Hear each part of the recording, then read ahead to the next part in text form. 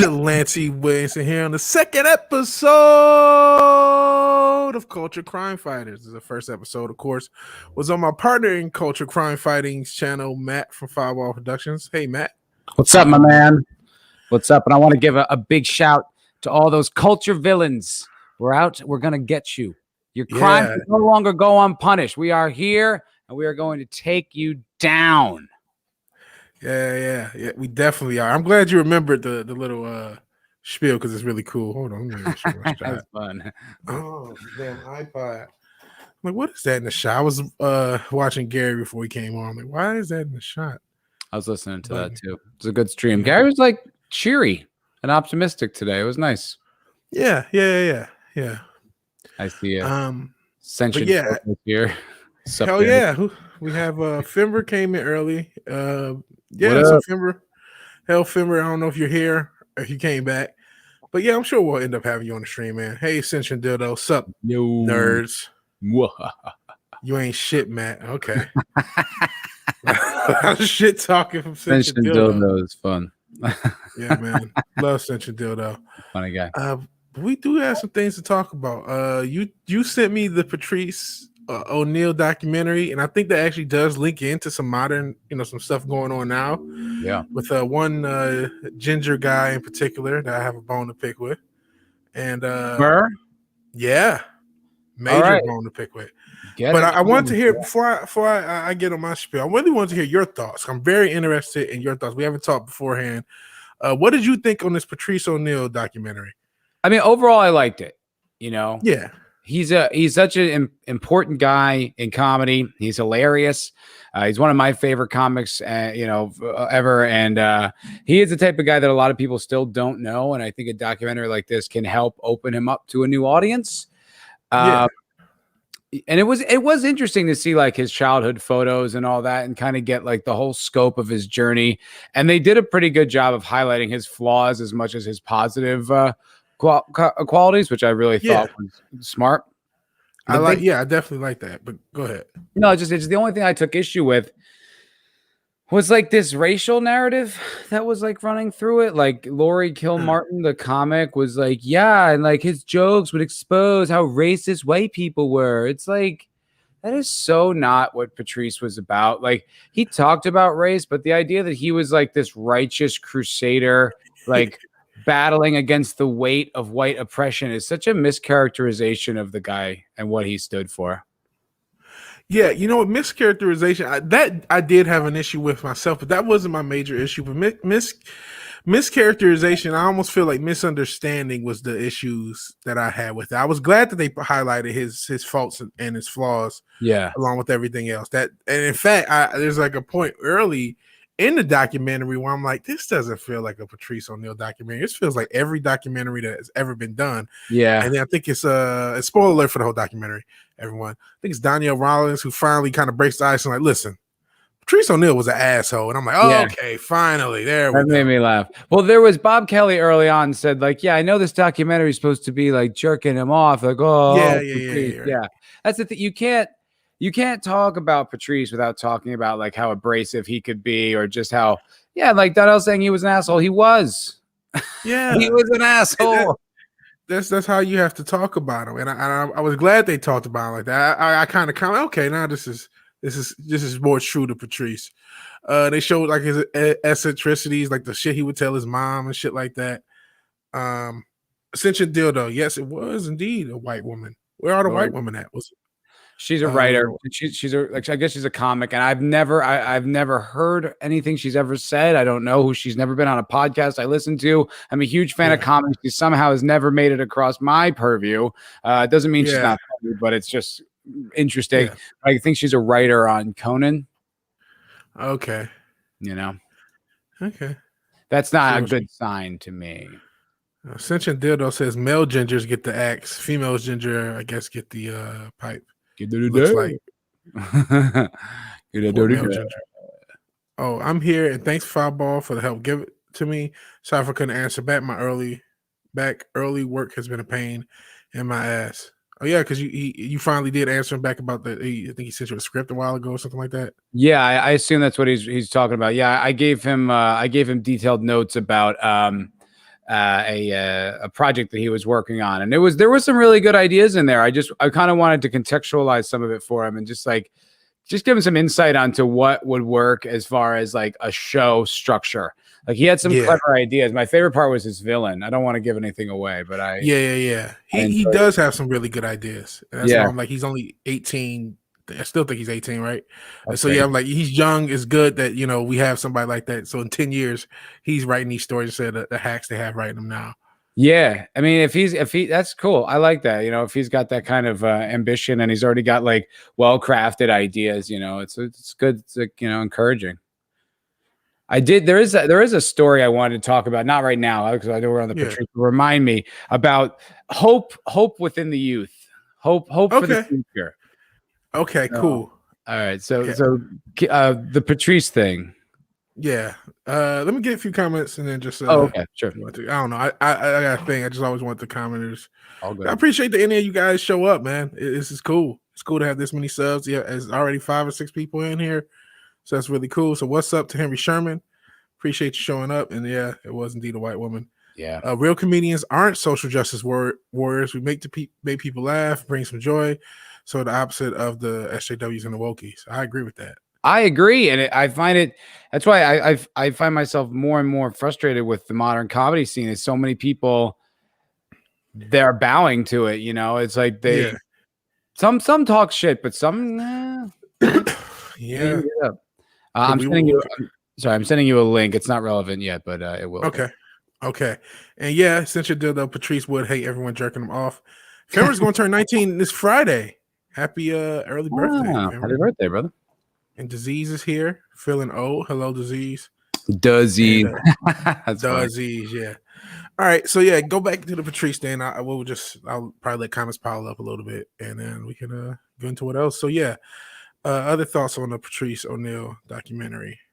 I mean, nothing else that was like, I still don't think it nailed who the guy was. I agree. It still didn't capture his essence to me. It kind of told about him, but it doesn't seem like it came from someone who knew him. And there was a really glaring hole in Anthony Cumia not being in that documentary anywhere. I agree with that. His on-air discussions with Patrice, I mean, some of the most definitive things he's ever been a part of, and some of the most interesting conversations, and they just kind of glossed over it. They barely mentioned it, and I thought that was a really glaring omission, in my opinion. To me, the glaring thing with me, I should probably wait because I have there's some real fundamental issues that I have, and I'm pointing out Bill Burr, but I think your boy Norton as well. I have issues with. I'd love to get into it. Yeah, I didn't necessarily have any issues with them, but I'd love to hear what yours are because maybe I missed it. So they left out too. Well, go on. We can get into that. No, what did they leave out? Because I'll be honest, I'm not a diehard Patrice O'Neal fan. I like his comedy, and I know who he is, and I've known who he was since he was alive. You know what I mean? I've been liking his stuff since then. Well, I'm not a diehard fan, but what else was left out? The link that I sent you was his last appearance on Fox News, and it was a really infamous appearance. It was this debate set up with this woman from the National Organization of Women, and he just destroys her.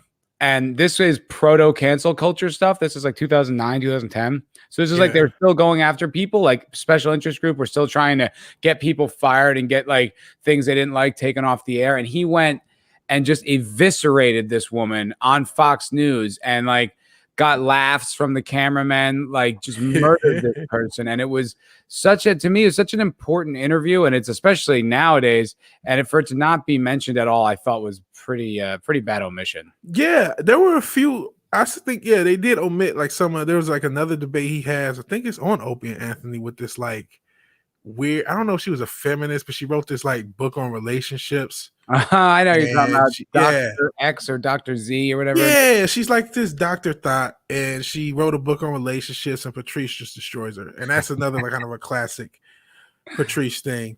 Yeah. So my main issue with Bill Burr, and I first I was watching the whole documentary, and I'm like, you know what? Maybe I'm being too harsh. When I saw his fucking name as an executive producer credit, I'm like, nope.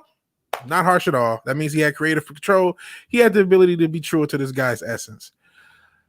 You brought up the race issue, which he's the champion of race. That's not who Patrice was. If he's a champion of anything, he's a champion of honesty and of free speech. Yes. And he would say shit like, nowadays white guys can't say anything. He would say shit like that. Patrice O'Neal. Yeah. That whole narrative of him being like this, like a social justice comic, is ridiculous. It is ridiculous. And again, that's the issues that I'm putting on Bill Burr's feet. Like, okay, I'm not a diehard fan. How close were Bill Burr and Patrice O'Neal? Like brothers. I thought, okay. So he's close enough to know him well enough that him being an executive producer, the flaws do kind of like, am I crazy for saying, hey, some of these flaws, he has a role in them for at least not pointing out. I get that this is a documentary. You can only do so much, but like some of the things, am I crazy for saying, yeah, you know what? I can't criticize him a little bit. It's hard for me to put any blame on Burr because I have no idea what his level of involvement was. Maybe he didn't do anything. Maybe he just lent his name to help it get made. Maybe he gave $500,000 just as an investor. There's lots of different ways to be a producer. So I have no idea how much creative input he had or didn't have. So I can't say that. I don't know. And maybe that's fair. That's what I'm glad you're here, so I don't just go crazy. So I'll just say my issue. Maybe it isn't on Bill Burr, but it's still a slight little bit because there is one thing also that not Burr said, but okay. Patrice O'Neal. The biggest issue I have with this documentary, and it even comes at least a little bit from the name. Somebody asked what the name is. It's called "Killing Is Easy." And I almost feel like when you say killing is easy, you're implying like something else was hard, right?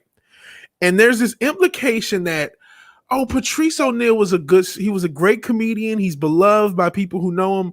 But if he wasn't so abrasive, well, maybe he just would have been a star. He could have done movies with Puffy, like all the movies that Puffy has done are successful, or Spike Lee, who has a string of successful comedies or any movies at all since like Inside Man. Like Patrice O'Neal was not a Hollywood guy. He just wasn't. He was not built for Hollywood. His biggest sin, I mean, yes, he was abrasive, but his biggest sin was having a food addiction and having diabetes and dying too soon. They even made a joke when they showed Patrice say, maybe I should be a podcast. And I just knew they were going to talk about how like, man, what would he be? And they talked a little bit like, what would he think about certain subjects, but they didn't really talk about where he would be as a comedian. Like he, to me, would be a top 5 podcast right now. One of the top 5 to 10 comedians on earth, and probably be completely independent and outside the Hollywood sphere, which is where he belongs. His biggest sin was not living long enough for the era that he fit in, because he did not fit in the Hollywood era. And quite frankly, even if he was the guy that played ball and did everything that Hollywood would have, who are these comedians that have all these strings of hits? I mean, even Dave Chappelle. Go ahead. I don't want to cut off your momentum here. No, go ahead, because I do believe if Patrice was alive now, he would be one of the most influential comedians ever.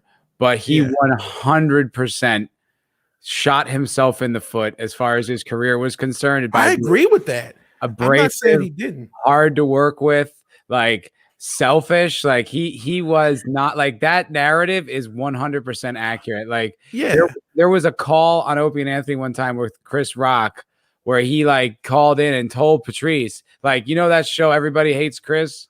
Yeah. The role of the father that goes to the dude from the Old Spice commercials? Yeah. Chris Rock said, that was your role. I wanted to give it to you. It was yours. You made, like, you came into this audition with no enthusiasm, this like kind of energy, and it was like you were begging me not to give it to you. I had to give it to someone else just so that I didn't lose my job. Like, I love Patrice O'Neal, but that was one of the biggest flaws of his, was just that like refusal to bend, and just that arrogance that made him so enjoyable also really limited him. And okay, let me clarify my point. My point is not necessarily disputing that fact. I agree with that fact. I didn't know that particular thing about Everybody Hates Chris. But I guess my thought is like maybe he would have been the dad on Everybody Hates Chris. I don't even know if he would have been as successful as Terry Crews was. Sorry, I don't. He was also in the first season of The Office and on the pilot of Arrested Development. Those are two fucking massive shows. Okay, those shows are pretty massive. Like his relationship on those two. So the fucking Office. Okay, I didn't know that. Okay. Yeah, big. He definitely did. He just, but also like it's kind of what you said. Like he's not really like a guy. Like he didn't like. That's the thing. It. Yeah, and I, even with those roles, would he have been good in those roles? Like I look at Dave Chappelle. His big Hollywood, he did like You Got Mail and stuff. The biggest thing he did in Hollywood, as far as movie goes, is Half-Baked. Hollywood didn't really have a Dave Chappelle movie. You know what I mean? Right, he didn't fit, and he's a guy that played the role. Now, yeah. The Office and Arrested Development, those are two big shows to just miss out on for stupid reasons, right? And to be in the beginning of them, like Jesus Christ. Yeah. If you were just a little nicer, you could have had like been on like people still watch The Office. You know what I mean? Yeah. But I wonder, is that like, was he like, I don't know. I guess I'm gonna think like, certain things are meant to happen. Yeah. And he just doesn't seem like he was ever meant to be an actor. He also said how much he didn't like set days. Like they're long, you know what I mean? And for the majority of the day, he's sitting around doing nothing. And and that's not fun. You have to get up early. Like set days are not that much fun. You do it for like the little swath of time that is fun, but it's not, it's not an awesome day. But so I guess he didn't like that. And he can't stop talking shit and antagonizing people because it's funny, but also like on a professional environment, it's exhausting. And so I think that it was just something like this is something that was covered extensively while he was alive. Yeah, yeah. And I mean, they showed and I'm not trying to co-sign him yelling, but I guess I'll just say like he's not an actor. He just wasn't an actor. That's what the problem is. He's a comedian. He's a stand-up. He's not an actor. Of course he's gonna talk shit. Like I'm not saying he should have fucked up all those opportunities. I'm not co-signing him for fucking up all these opportunities. I'm saying that, and I'm glad they covered it, and they could have covered it, but I just felt like their framing of it was just like, I don't think Patrice O'Neal, even if he played the game the right way, would have been that superstar. You said The Office. I can't even think. What's my man? It was in Hot Tub Time Machine. Who was on The Office. Craig Robinson. And they were like the team in the warehouse. Yeah. Like, do you think Craig Robinson is an iconic actor? Absolutely not. No. He's just the guy from The Office, right? Yep. And Patrice O'Neal in that thing said he didn't want to be the web junk guy. Yep. So I still don't think that fits him. I guess that's my point. He just didn't fit the Hollywood system. And I feel like that's the story you tell. That doesn't mean you leave out the fact that he's an asshole. You tell it's an asshole, but you frame it in a way of like, he's just not for Hollywood. He should have been a podcaster. He should have been what Bill Burr was. Yeah. And I think he would have been if he had the chance to. He's a really interesting story because like he definitely wanted in. Like he would talk about fame all the time. Like he wanted to be huge. Like he always felt like he like deserved more attention and fame. It's just it like the industry is in such a transition, and has been for a while with like the internet and different outlets. So that's a weird thing to kind of like wrestle up against and roll with and adjust, but I know towards the end of his life, he was saying he was working on a project and there was a guy that he wanted to work with on, like it was something he was producing. And the guy, he was talented, but he was just a pain in the ass. And Patrice in that moment just saw like, wow, like what everyone here is working so hard on this thing. And I'm just making it harder by being this belligerent and this difficult. It's like, so that was very insightful for him. And he ended up making like a lot of amends, like towards the end of his life. Like, I guess with like Lisa Lampanelli, he had some beef and like, it was just really brutal to a lot of people and like kind of dismissive. And as he got older, I think he really started to kind of come down and just realize that like, while it's funny and like the legend of Patrice is amazing, like it's not the most productive way to go through life. I agree, but I guess there's this part of me like Norton said he acts like he's always in a bit and that he doesn't want to get called out. And I'm like, that's not how I view him. He's just a guy whose natural setting is painful, honestly, all the damn time. That's just how he's fucking wired. And that's just I agree with both of you. I agree with your assessment, but I also do agree with Norton's assessment of the situation because it's like he was so like committed to the truth and being sincere that like it's right. Norton nailed it. It's like he was just hoping that like he never had like as if it was all on tape and he would have to explain why he had a false bullshit moment. You know, I think that's a pretty astute observation of Patrice's. Like I don't know. It's like he was such a specimen of study. I don't know. I guess I don't think he's scared of a false. He doesn't know how to create a false bullshit moment. It's like he's incapable of it. He's the opposite of liar. Like with Jim Carrey, it's the guy who lies all the time, and he has this magic thing, and he just like he can't not lie. He just can't not tell the truth. That's just how he is. And I mean, a gift and a curse. Gift and a curse. And I don't mind showing that gift and a curse. I just feel like the way they framed it like and you know what? If they would have mentioned The Office and they would have mentioned some of those things, maybe I would have had a different opinion. But like, I don't care about him not working with Puffy or Spike Lee. That's not gonna. The Spike Lee story is interesting because he did work with him in 25th Hour. He plays the bouncer, and I think they show that in the documentary. But he also, so the story goes, Spike wanted him for something, and Patrice was coming out to LA for audition season or whatever. But Spike's like, look, man, I want you in this thing. Just don't go out for anything else, you know, because it's this weird holding deals and stuff like that. And contracts need to be made up. And if you're like auditioning for other projects, then you can't be locked down for the project, you know, prior or whatever. And Patrice's point of view on that was, listen, I got to do what's best for me. And Spike himself called Patrice like, no, just do me this favor. And Patrice was like, you know, I don't even know why you're talking to me. Like, you got to go through my people. And he's like, so you're not going to not go out?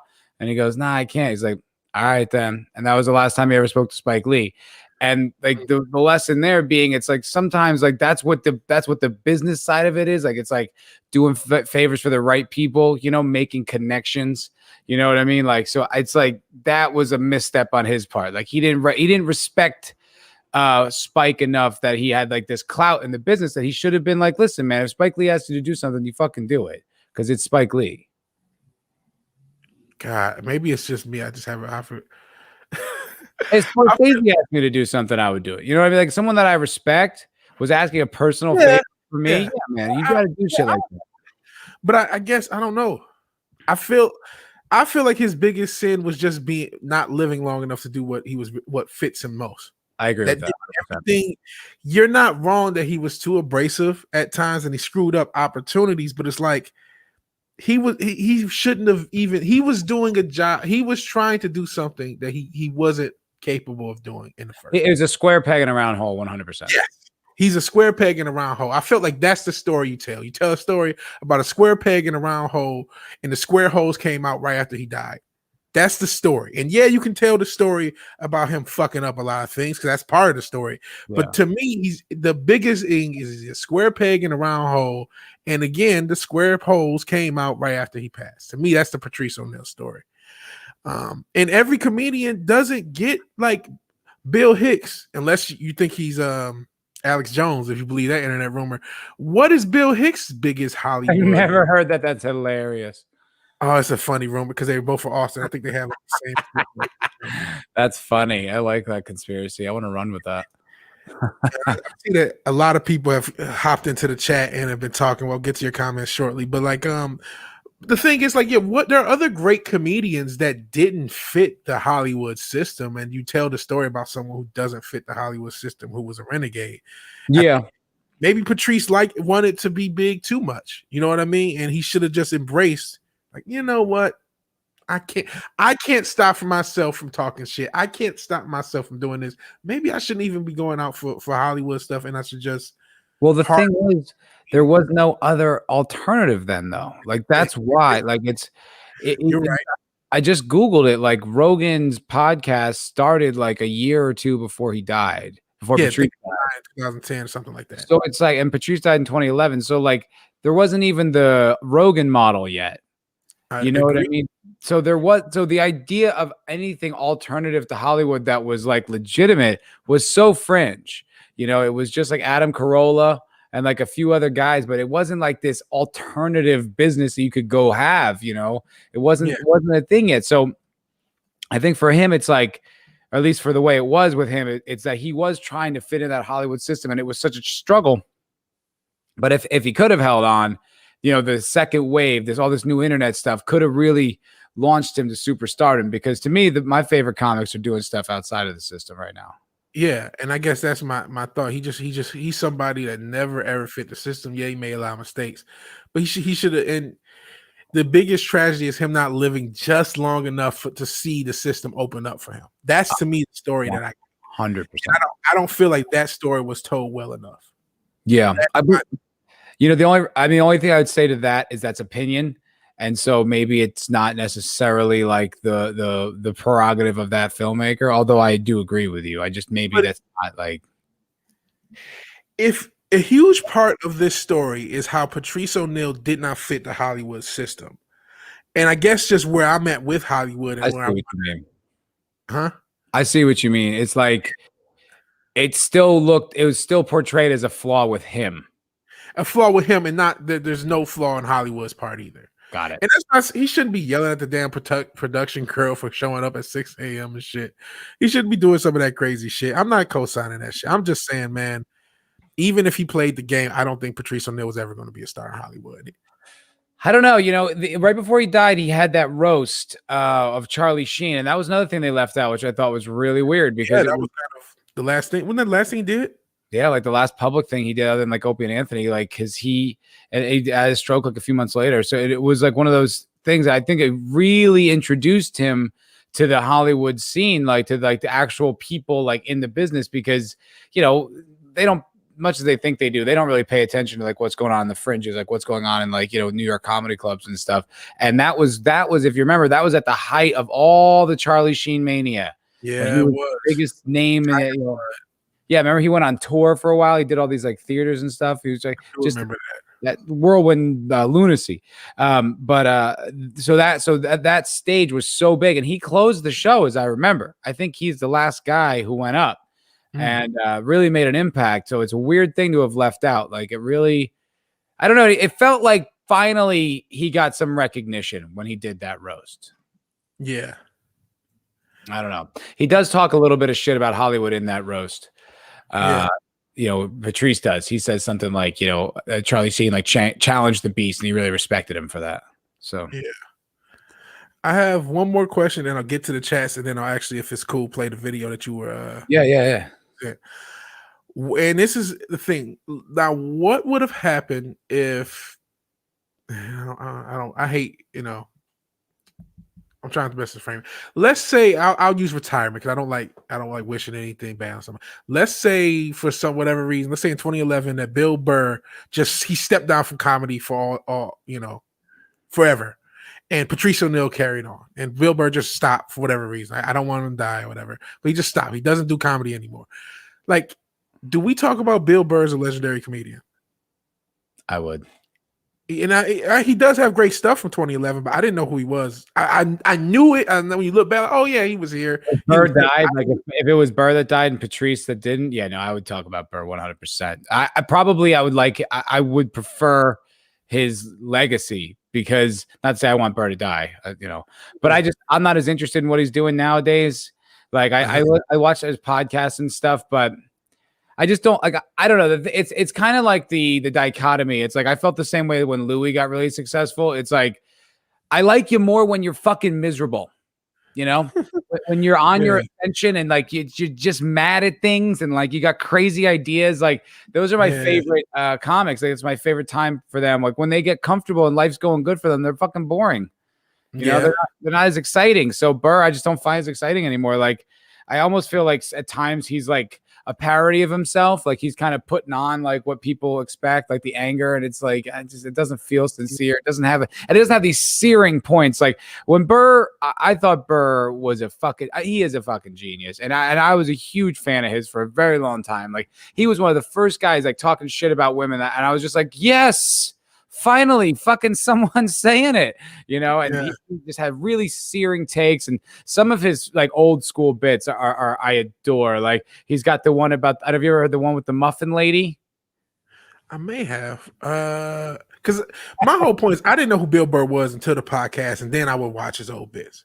And so I'm like, the podcast launched him as far as popularity into a lot of people's eyes. Yeah. And just if you take away that podcast, Bill Burr, you're right, he probably is still thought of as a well-respected comedian, but I don't think he's even the legend that Patrice is going to be thought of as. And maybe I'm wrong on that because I brought up Bill Hicks' name and he's thought of as a legend. You know what I mean? So, and I think he's great as well. But what I'm saying is he's somebody that really. No one was Patrice.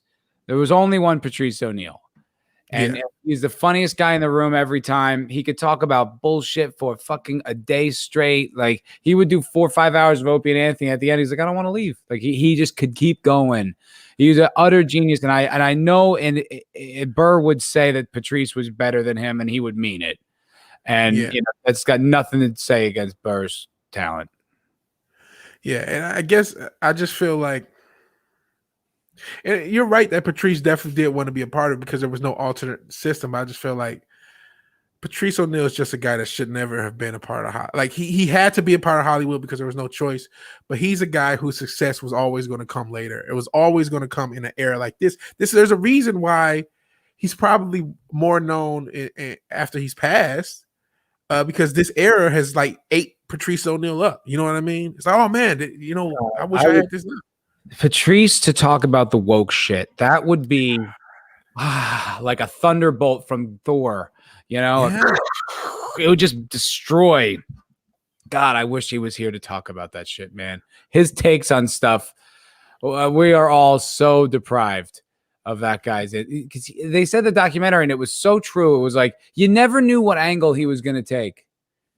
He would say shit, and you'd be like, that's your angle on that? It was always so unique. You're like, where the fuck did you come up with that? And then you're like, shit, I think he's right. Yeah. You know, I was thinking about when I was watching that, man. Like, there are things that Patrice said that I took with me from that moment on and still are a part of like my brain. Like certain things he would just close the book on. And it was one, this is a great one when it comes to sex with women. He was talking about how like girls like are they try to act nasty or whatever, and it's like this, just be a whore for you. Don't be a whore for me.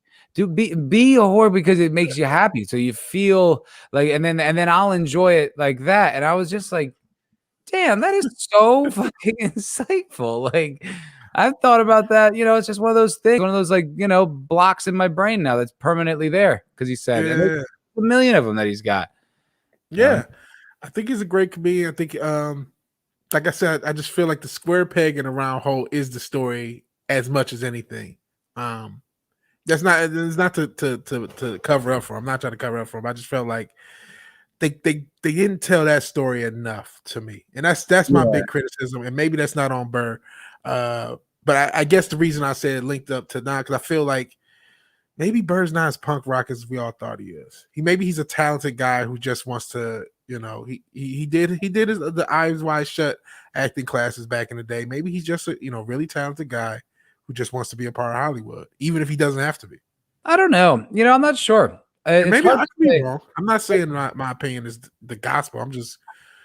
He still seems to do things on his own terms. I just don't know if his terms are like, you know what I mean? It's kind of like an age thing too, though. You know, I think like some of these guys are a little out of touch. Like Norton, like Norton was really good this morning on Jim and Sam, but sometimes I'm just like, no, you don't. Yeah. And then he said something infuriating to me. Like he was talking about how like on YouTube, like he doesn't like that there's like likes and view counts and it's all displayed and it's all this constant validation. Why do we need it? And I was just like, you obviously don't spend any fucking time on YouTube, man.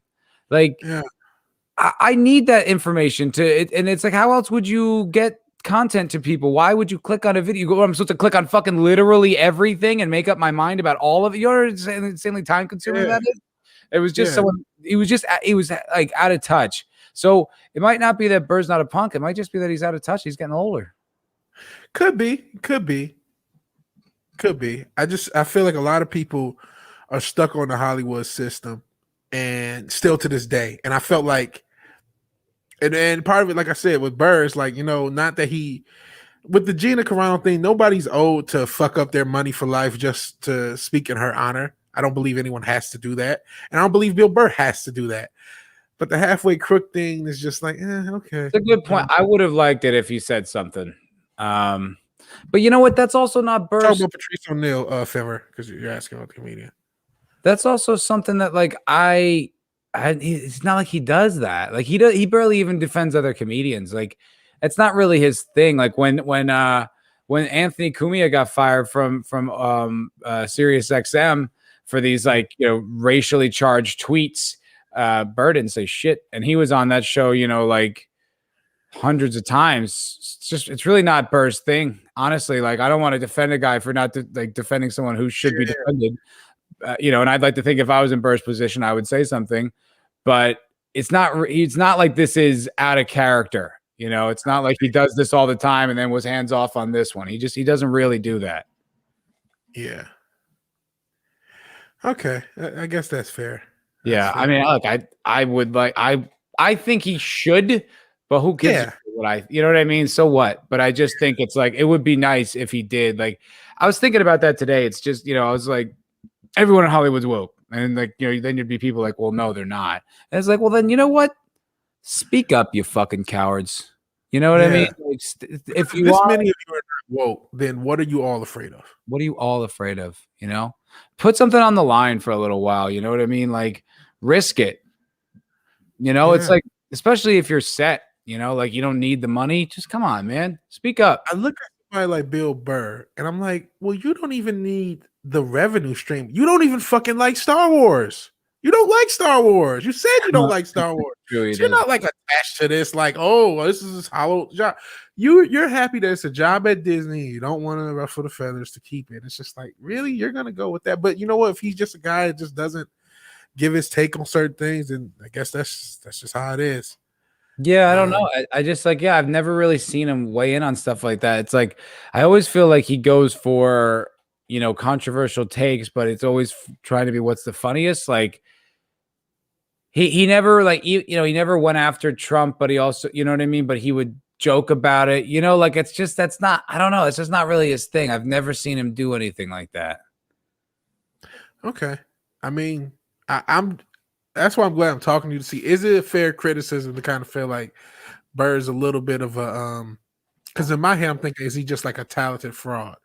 Maybe fraud is too strong. He's not a talented fraud. No. Okay. No, I think, you know, I think he's got a little less fire in his belly than he used to. You know, he doesn't drink anymore. So I think maybe that kept the emotional highs a little lower. Like maybe he's a little more even keel overall. I don't know. And I also think, you know, it's just he's gotten a little bit older. I've found myself less interested in him like the past few years. I don't like the last few specials, really. I didn't think they were that great. But they were being praised like they were the most genius things ever. I mean, he's still funny, though. Like he's still like destroying white girls, which is great, you know. Yeah. I think they need to get their feet in the fire for a little bit. So I like that. Yeah, he's not my favorite comedian right now, though. But none of those guys are. Like that generation, they're not my favorites anymore. Like I like the next generation below. I like Ryan Long. I like like Mark Norman, Andrew Santino, like Chris DiStefano, Yanni Pappas, like those guys. I like those guys seem a little more hip right now. Yeah.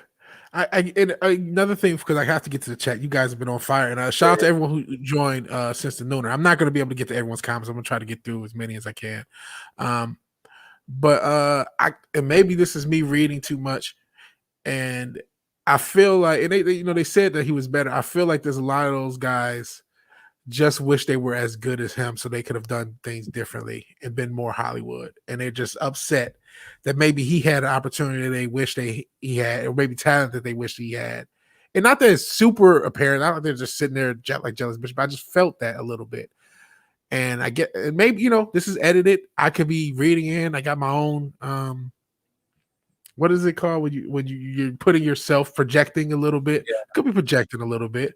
Sure I am. But I just feel like, I don't know, like. When he died, the big joke that like everyone was going is that there were as many people happy as there were sad. Yeah. You know what I mean? Like he pissed off a lot of people. So that negative projection, that wouldn't shock me. You know what I mean? Like it's like that movie Amadeus, it's like where the guy is just so talented. It just makes other people around him more insecure and more frustrated and anxious. Yeah. I could see that 100%. Yeah. Especially being a comedian where you guys talk shit. I mean, threw a fucking phone book at Kevin Hart. So, he would do that. Like they said, what they would do is they'd show up like when Kev was new, like, and they'd show like him and Keith Robinson. They would sit in the front seat at the comedy club, right? And like they would just have this reaction to like the jokes, like, oh man, like he went too far, but like the room wasn't really feeling like that, but they just kept going, ah. And eventually they would turn the whole room against Kevin as if his set was so super offensive. Oh man. That's awesome. Fucking yeah, phone book will kill him. You see how small he is. Maybe, but I mean, I think a lot of those comedians got better because he was such an asshole. I thought they were going to tell the story. Oh my! So what you should go listen to? It's without Patrice, but it is one of the funniest few hours of radio I've ever heard in my life. It was like after Patrice died, Opie and Anthony had like all the comedian friends come in and talk about it. And it was some of the funniest shit ever because they were just destroying each other because of like, that's how they deal with it, but they would tell stories. Like, I guess Patrice was in London or something like that. And they had like a phone book of people of like acts, whether it be ventriloquists or comedians. And they had like just like their phone numbers in there, like their direct phone, not management, just like the people. So he was just calling them up and just like getting like the whole room to just laugh. And he's just like, hey man, how much to book the dummy? Not you, just the dummy. How much to book the dummy? And just like trying. And one guy is just like, how much to just stop? How much would it cost you to just quit? Just oh, that's great. Hilarious, man. Just brutal. But that was who he was, man. He was just like pure, like essence, pure comedy, man. That's what he was. He just truth and comedy all the time. And I guess, I don't know, I feel like, that should have been the story. And you should talk about the good stuff, but it's just like, man, he's as much of as a man that just wish he would have lived. I wish he would have lived to today. And maybe he would have got a little bit milder as time went on, as he got older. Who knows? Man? Everyone gets old. And I don't want to talk like Bill Burr's supposed to just do what I tell him to because I decide. Like, no, he's a grown ass man. And he wouldn't. It doesn't matter. Bill wouldn't listen anyway. Yeah, no, he wouldn't. No, he wouldn't. Okay, so chat. I did think that Patrice's stepdaughter was fucking hot. She was pretty hot. Sexy, right? It's like very hot. Yeah, I did notice that as well. I was like, oh, wow. Did notice that as well. Yeah. I guess that's another thing. Like Patrice, there's nothing really hidden about him. He was so open about everything. Nothing. And at the end of the day, he was we didn't marry a girl, but a good, good. Well, I don't know about good, but he talks a lot of shit. But he was good to his girlfriend, longtime girlfriend, and his stepdaughter. He took care of them. He was good to his family. He talked shit, and he pissed off some Hollywood people. Oh, well, I think he should have been a podcaster. A couple years later, he'd have been. It's funny as we're talking about this. I'm like, wait a minute, this fucking documentary was bullshit. Like they didn't go into anything that they did on Opie and Anthony, which was like, I mean, there are hundreds of hours out there of him talking, literally hundreds. They didn't talk about any of that. Yeah, they just referenced it. Really. Patrice got arrested and went to jail when he was in high school, and they didn't even mention that shit.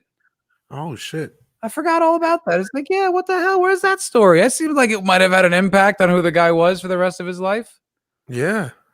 Black that out. Yeah, this documentary maker sucks. There's just some flaws. I feel like the strength is Patrice O'Neal himself, but there are just some flaws to the narrative. And there, you know what it is? Sometimes it felt like a paint by numbers documentary that happened to be on Patrice O'Neal. Yeah, I think you're right. And maybe that's really what my issue is, and I'm reading too much into it and overthinking. And it was just really paint by numbers. They understood Patrice a little bit, but they didn't really get the essence, and they just gave you a paint by numbers. You know what? You might be right. It's kind of like any of those biopic movies. It's just paint by numbers is that's a good way to put it. Yeah. All right. Yeah. All right. I want to get into the chat. You guys have been going on so hard. I don't even know where to start. Where was the last thing? I think. Well, Sentient Dildo said he agreed with me, and that may be the first time we've ever agreed. So I think that was okay. Highlighting. How far down is that? No, I'm just kidding. I mean, it was up there. I think he was talking about Burr. I think that was in regard. Okay, I'm just gonna pick a spot. I apologize. I saw Jaffo. I can't find his comment. I thought that was kind of the start. So shout out to Jaffo for being here. Shout out to anyone else who's here. I'm gonna start Jake D. Jake D. Hail Jake D. I appreciate you being here. I don't know if I'll be able to get to everyone's. Heard rumors of a reboot. I'm not sure what we're talking about, but yeah, heard just a rumor, nothing else. That show was perfect. Let it die. Yeah, I'm done with reboots. I don't even know what you're talking about, but I'm done. I don't either. Yeah, so I'm cool with that. I see a lot of people saying hi to each other. Hey, Lord Thoth is here. Hail Lord Thoth. Hail that 70s rock fan. I appreciate you being here. Try to get to as many new people or people as I see. Yeah, it's cool. I'm seeing some new faces that I've never seen. Yeah. This is cool. Shout out to Duzzies. Not just any Z's. He's Duzzies. Duzzies. That's funny. Fathead Druid. And I saw who was it Disease who streamed earlier. Blame my head, not my heart. But if I saw somebody streamed earlier, only had one viewer. That's how I started with only one viewer, and it was probably me. Henry Sherman. Mitch Hedberg, when he was alive, had a joke where Hollywood tries to turn stand-up comedians into actors to fit them into the system, and that sounds like what happened with the roles Patrice O'Neal had. I kind of agree with that. Yeah, I think he was such a machine gun. It's like asking him to just sit in a room for 8 hours is is madness, but that is the way it goes. I mean, they only need you for a few hours. And I think that they touched on the fact that he didn't like taking orders from people that he didn't respect. Yeah. It just sounds like somebody who's just doing a job they shouldn't even have applied for. And I get that was the only way then, but I can't help but it's just such a square peg in a round hole. Like I'm not again justifying the shit he said or did, but I think I like your take on that. And there is that whole web series thing I'd never even heard about. And I didn't either. Yeah, when they showed that documentary, I was like, when the fuck? I've never seen any of this. I wanted to go back and watch it. Yeah. And this was my point about bringing up Spike Lee. He hasn't made a good movie in decades. I don't think there's no project that Spike Lee made in this time that if Patrice O'Neal was in it, he would have made him a star. But The Office and stuff, yeah, that probably would have. But would have just made him Craig Robinson if he was on Office. Patrice also respected Spike, though. Like, it's not even my opinion. It's his. Yeah. Patrice, didn't understand. He just didn't have the tact in that time to treat a man that he actually does respect with more respect than he would give to himself in that moment. You know what I mean? Like, you just kind of you got to elevate some people sometimes. And even though it's like, yeah, of course we all want to be kings, but you gotta respect the fact that Spike's been doing this for a long time and he put you in things and he liked you.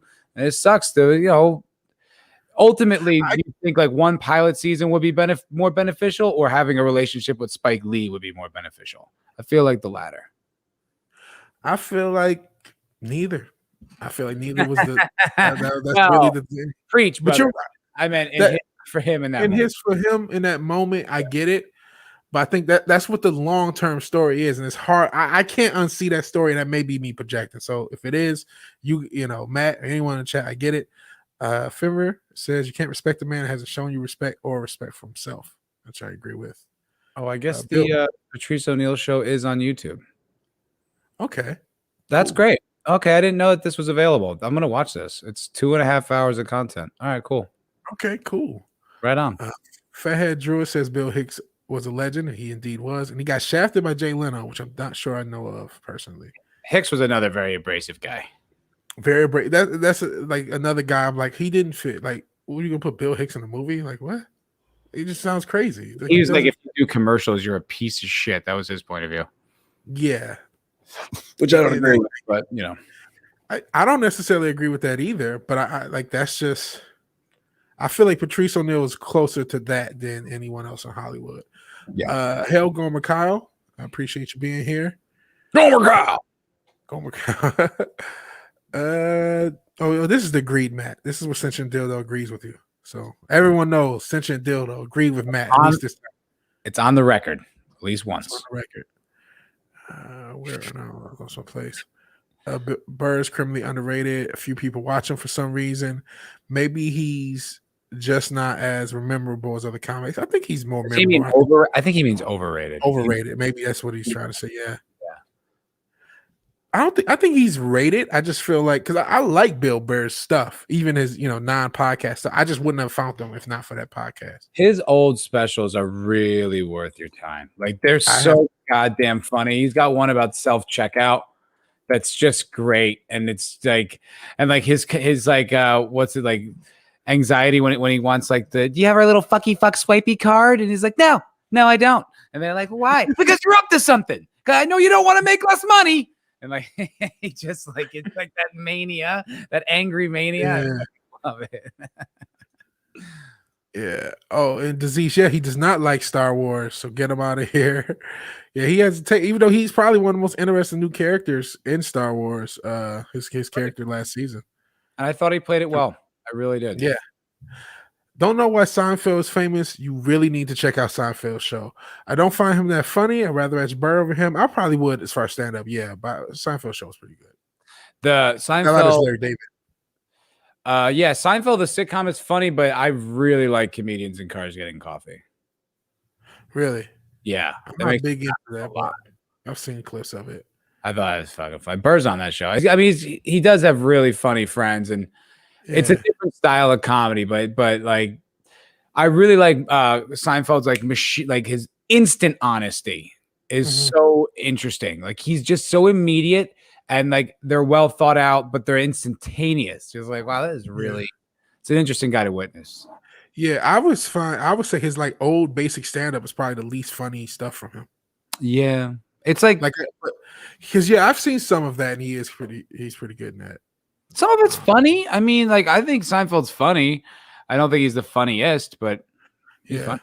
But I mean, I like the show, and I've seen some of that Comedian Chase Cars, and I've seen, or not, Comedians with Coffee and Cars, and he gave an interview to some fucking feminist or something, and he checked her so hard, and she just shut up. I wish I had the damn clip. That's awesome. Yeah, it was great. Bert is getting old, and he is also a father, and those things are impactful. I'm not telling anybody to fuck up their whole money just because it would please me. I just feel like, you're not quite as punk rock as maybe you thought you were. Anybody who makes me laugh when I'm in the work. Blue is a great comedian to me. That's probably why you like Seinfeld, because Seinfeld doesn't curse. Henry Sherman just says LOL. I like blue comedy though. I think that like I understand why clean comedy is more respected because it's harder to get there. But I also feel there's so many places you can't go and so many parts of yourself you can't explore. And I just don't find that as interesting. Like I like the revelatory comedy, like where you really get insight into someone or their thought processes. And I think if you're too clean, there's a lot of stuff you can't touch. Yeah. Disease. Oh, you gotta go. But I'm gonna try to be back for you in the stream later on. I appreciate you being here, Disease, at all. And start at the beginning. I guess you did start at the beginning. Machine Gun Belly. Not bad. Almost sound like a bee. What is Machine Gun Belly in reference to me? That's funny. Is that about you? Is that who I am now? Machine Gun Belly? I don't know who that is. I think he's talking about you. It's pretty funny. Oh man, don't call me that. I don't need any more nicknames. It's bad enough I got this Stevie Wonder shit over my head. Now I got this. But hey, you know what? Maybe you should call me that so I can fucking get off my ass and lose weight. It's a pretty funny. Very funny. Machine Gun Belly. Yeah, I guess it was Machine Gun. I guess because your SoundCloud is in the chat, so maybe that was. Maybe that's what it's in reference to. Yeah, I finally figured out this bot shit, so the bots can automatically put shit in the chat. Oh, that's what that is. Oh, I thought. Yeah, I'm not doing that manually. The bots are doing that. Wow, I just found that out. I feel like I figured out like a whole new part of life. That I figured out this whole bots thing. I'll show you how to do it after the stream. Fucking hey, I'm so doing that because that's the one thing I feel like I want to chat, but then I feel insincere. Like I feel like I'm producing my own show while I'm talking on it. I don't know. It just doesn't. I like this. Bot. Yeah, I can't chat and talk. I can barely just even as a guest chat and talk. It's just like, oh god, I can't walk and chew bubble gum. Yeah. For sure, comedians in cars getting coffee. Some funny guests are better than others. And you used to be able to watch for free if anybody remembers Crackle. I do remember Crackle. Yeah. He was on YouTube, I think. Yeah, I've seen YouTube clips. That's how I know of it. Hail, Robert. I appreciate you being here. Bobby, we share a middle name. Well, I mean, your first name is my middle name. Oh, I did not know that was your middle name. How about that? Yeah. Those are good points about clean comedy. Henry Sherman says. And Cinchin Dildo is laughing at his machine gun belly joke. I see you, Cinchin Dildo. Fucking dick. But yeah, I overall thought, Patrice O'Neal is an interesting person. I almost wish there was another crack at that documentary. There was a fan-made one that I didn't watch. I'm not sure if that Eric K. Hell, Eric K. What's up, brother? Good to see you. Appreciate you being here. Sorry, hard to be at every chat. Hey, you can't do everything, man. I know you're like the wrench of the world, so you can't just wrench everything. And I know Gary's stream actually just stopped not too far before ours because we had a little bit of a raid, and I appreciate that raid. Oh, cool. What was I? Oh yeah, so the Patrice thing. I didn't watch the fan-made one. I mean, I have such a good impression of Patrice. It's just kind of like I would just like it to be well represented. He was such a complex guy though, because like sometimes he was just so much unfiltered truth. He was like a prophet. And you would just listen to everything he said, like, oh my God. But then because he was so convincing, sometimes I'd be dwelling on things. And I'm like, wait a minute. That doesn't make any fucking sense, dude. And it's like I'd want to like go back and like debate and discuss with him because his mind was so powerful and fascinating, and it's like he's dead. And I listened to like the old Opie and Anthony. He's like, fuck, that is insightful. You know what I mean? Yeah. There is still that video though, the Fox News video, if you wanted to play that. Oh yeah. Is that the one you sent me? Yeah. I sent that in the private. Okay. Yeah. All right. I actually had it queued up. Let me actually share the screen. I don't think it doesn't look like it's on like Fox News's channel, so you probably should be cool with the copyright. Okay, we will see. Let's hide it. And let's just give it a play, chat. Let's see what happens. I don't know if I remember this one. This is huge. So basically what happened was next in the chat, Opie and Anthony, radio broadcasters, they had come back to satellite, and I guess they had this guy Homeless Charlie on there. And he was really vulgar. He was a homeless guy. I mean, he was a crazy homeless guy. And he was saying all kinds of wacky shit about fucking like having sex with Laura Bush and, Condoleezza Rice and just all this. We wasn't even, not murder. It's just really vulgar stuff. But it was about all these like famous, powerful women. And so Opie and Anthony got suspended and taken off the air because of having this guy on. And it was like a really controversial thing because it wasn't them. They didn't condone it. It was just a crazy homeless guy. And so for them to kind of bring the hammer down on them, it was this controversial thing. So this is Patrice on behalf of Opie and Anthony talking about the issue on Fox News. All right, let's play it. Chopping block, XM satellite radio DJs Opie and Anthony, they're under fire now for airing joking comments about raping Secretary of State Condoleezza Rice. Will they be the next to go? Is radio cleaning house after the Imus debacle? With me now, New City President Sonia Osario. She took part in a recent protest calling for radio stations to stop supporting negative language in music and talk radio. And also our favorite stand-up comic, Patrice O'Neal. Oh, thank you, sir. Patrice, are O&A next? I hope not. I wish JB and Elvis didn't lose their job or Imus. It's funny. This is the thing. I don't know her, but I'm assuming that she has nothing to do with funny. So I'm gonna speak as the expert on funny. Funny people should just be left to trying to be funny. What if they're not funny?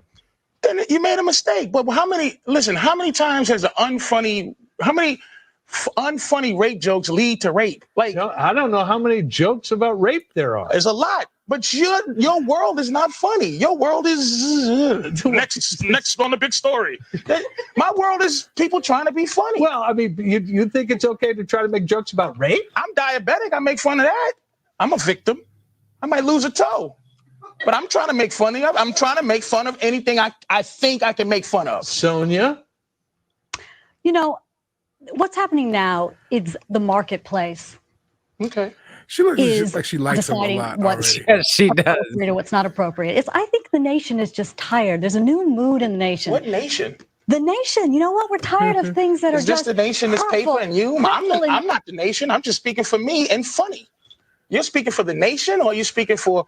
Yeah, you know why? Because I remember 6 years ago doing something against Anthony Openy because they were just so outrageous, and their violent images that they put out to women was just uncalled for. And now I think people. You think they were trying to get it out? I think now people. You can't even get it out. Trying to be are funny. tired. You know what? I don't care if they're trying to be funny. That's what I'm saying. Why are you in that business? I've been to your show once, and it wasn't very funny being a woman. It was in your hilarious. Show, when you talked about. That's why she doesn't like me. I was in the paper with her, and the joke is hilarious. It's called The Angry Pirate. And the lady who wrote it in her outrage didn't even know what it meant. And anybody who read it laughed because they know Patrice what might be funny. able to, You're not living in the context of funny. You're living All in the these context guys of fire. have every right to be as funny as they want. They can go out and try to be as funny as they want, make as much money being as funny as they want. This is what's happening. Yeah. There is a change in this country. People are realizing they have an opportunity to speak out, and advertisers are listening. Radio stations are listening. You're not talking to who I talk to. And you're not going to get paid as much money anymore. Sonia and Patrice, That's look what at it this. is. The marketplace. More is CBS speaking. radio firings. They've been on a tear lately. All right. Are they cleaning house, or is this the PC cops run amok? You know what it is, John. You know what it is while you're reading that paper. It's the PC cops run amok. Do you think she's a PC cop? Of course she is. She has an entire encyclopedia of her stance on it, but it's no passion involved. It's not a real. This is just what she has to say. We are outraged and fired and fired and fired. Name calling. I'm outraged. I am outraged. You should be. I am a fool. Now, if I called you a fool, you know what? People are feeling a new sense of entitlement. Who are these people in this country? Who are the people? A new How can you, sense of Patrice? So entitlement here's my question. How can you justify a bad joke, a joke that isn't funny?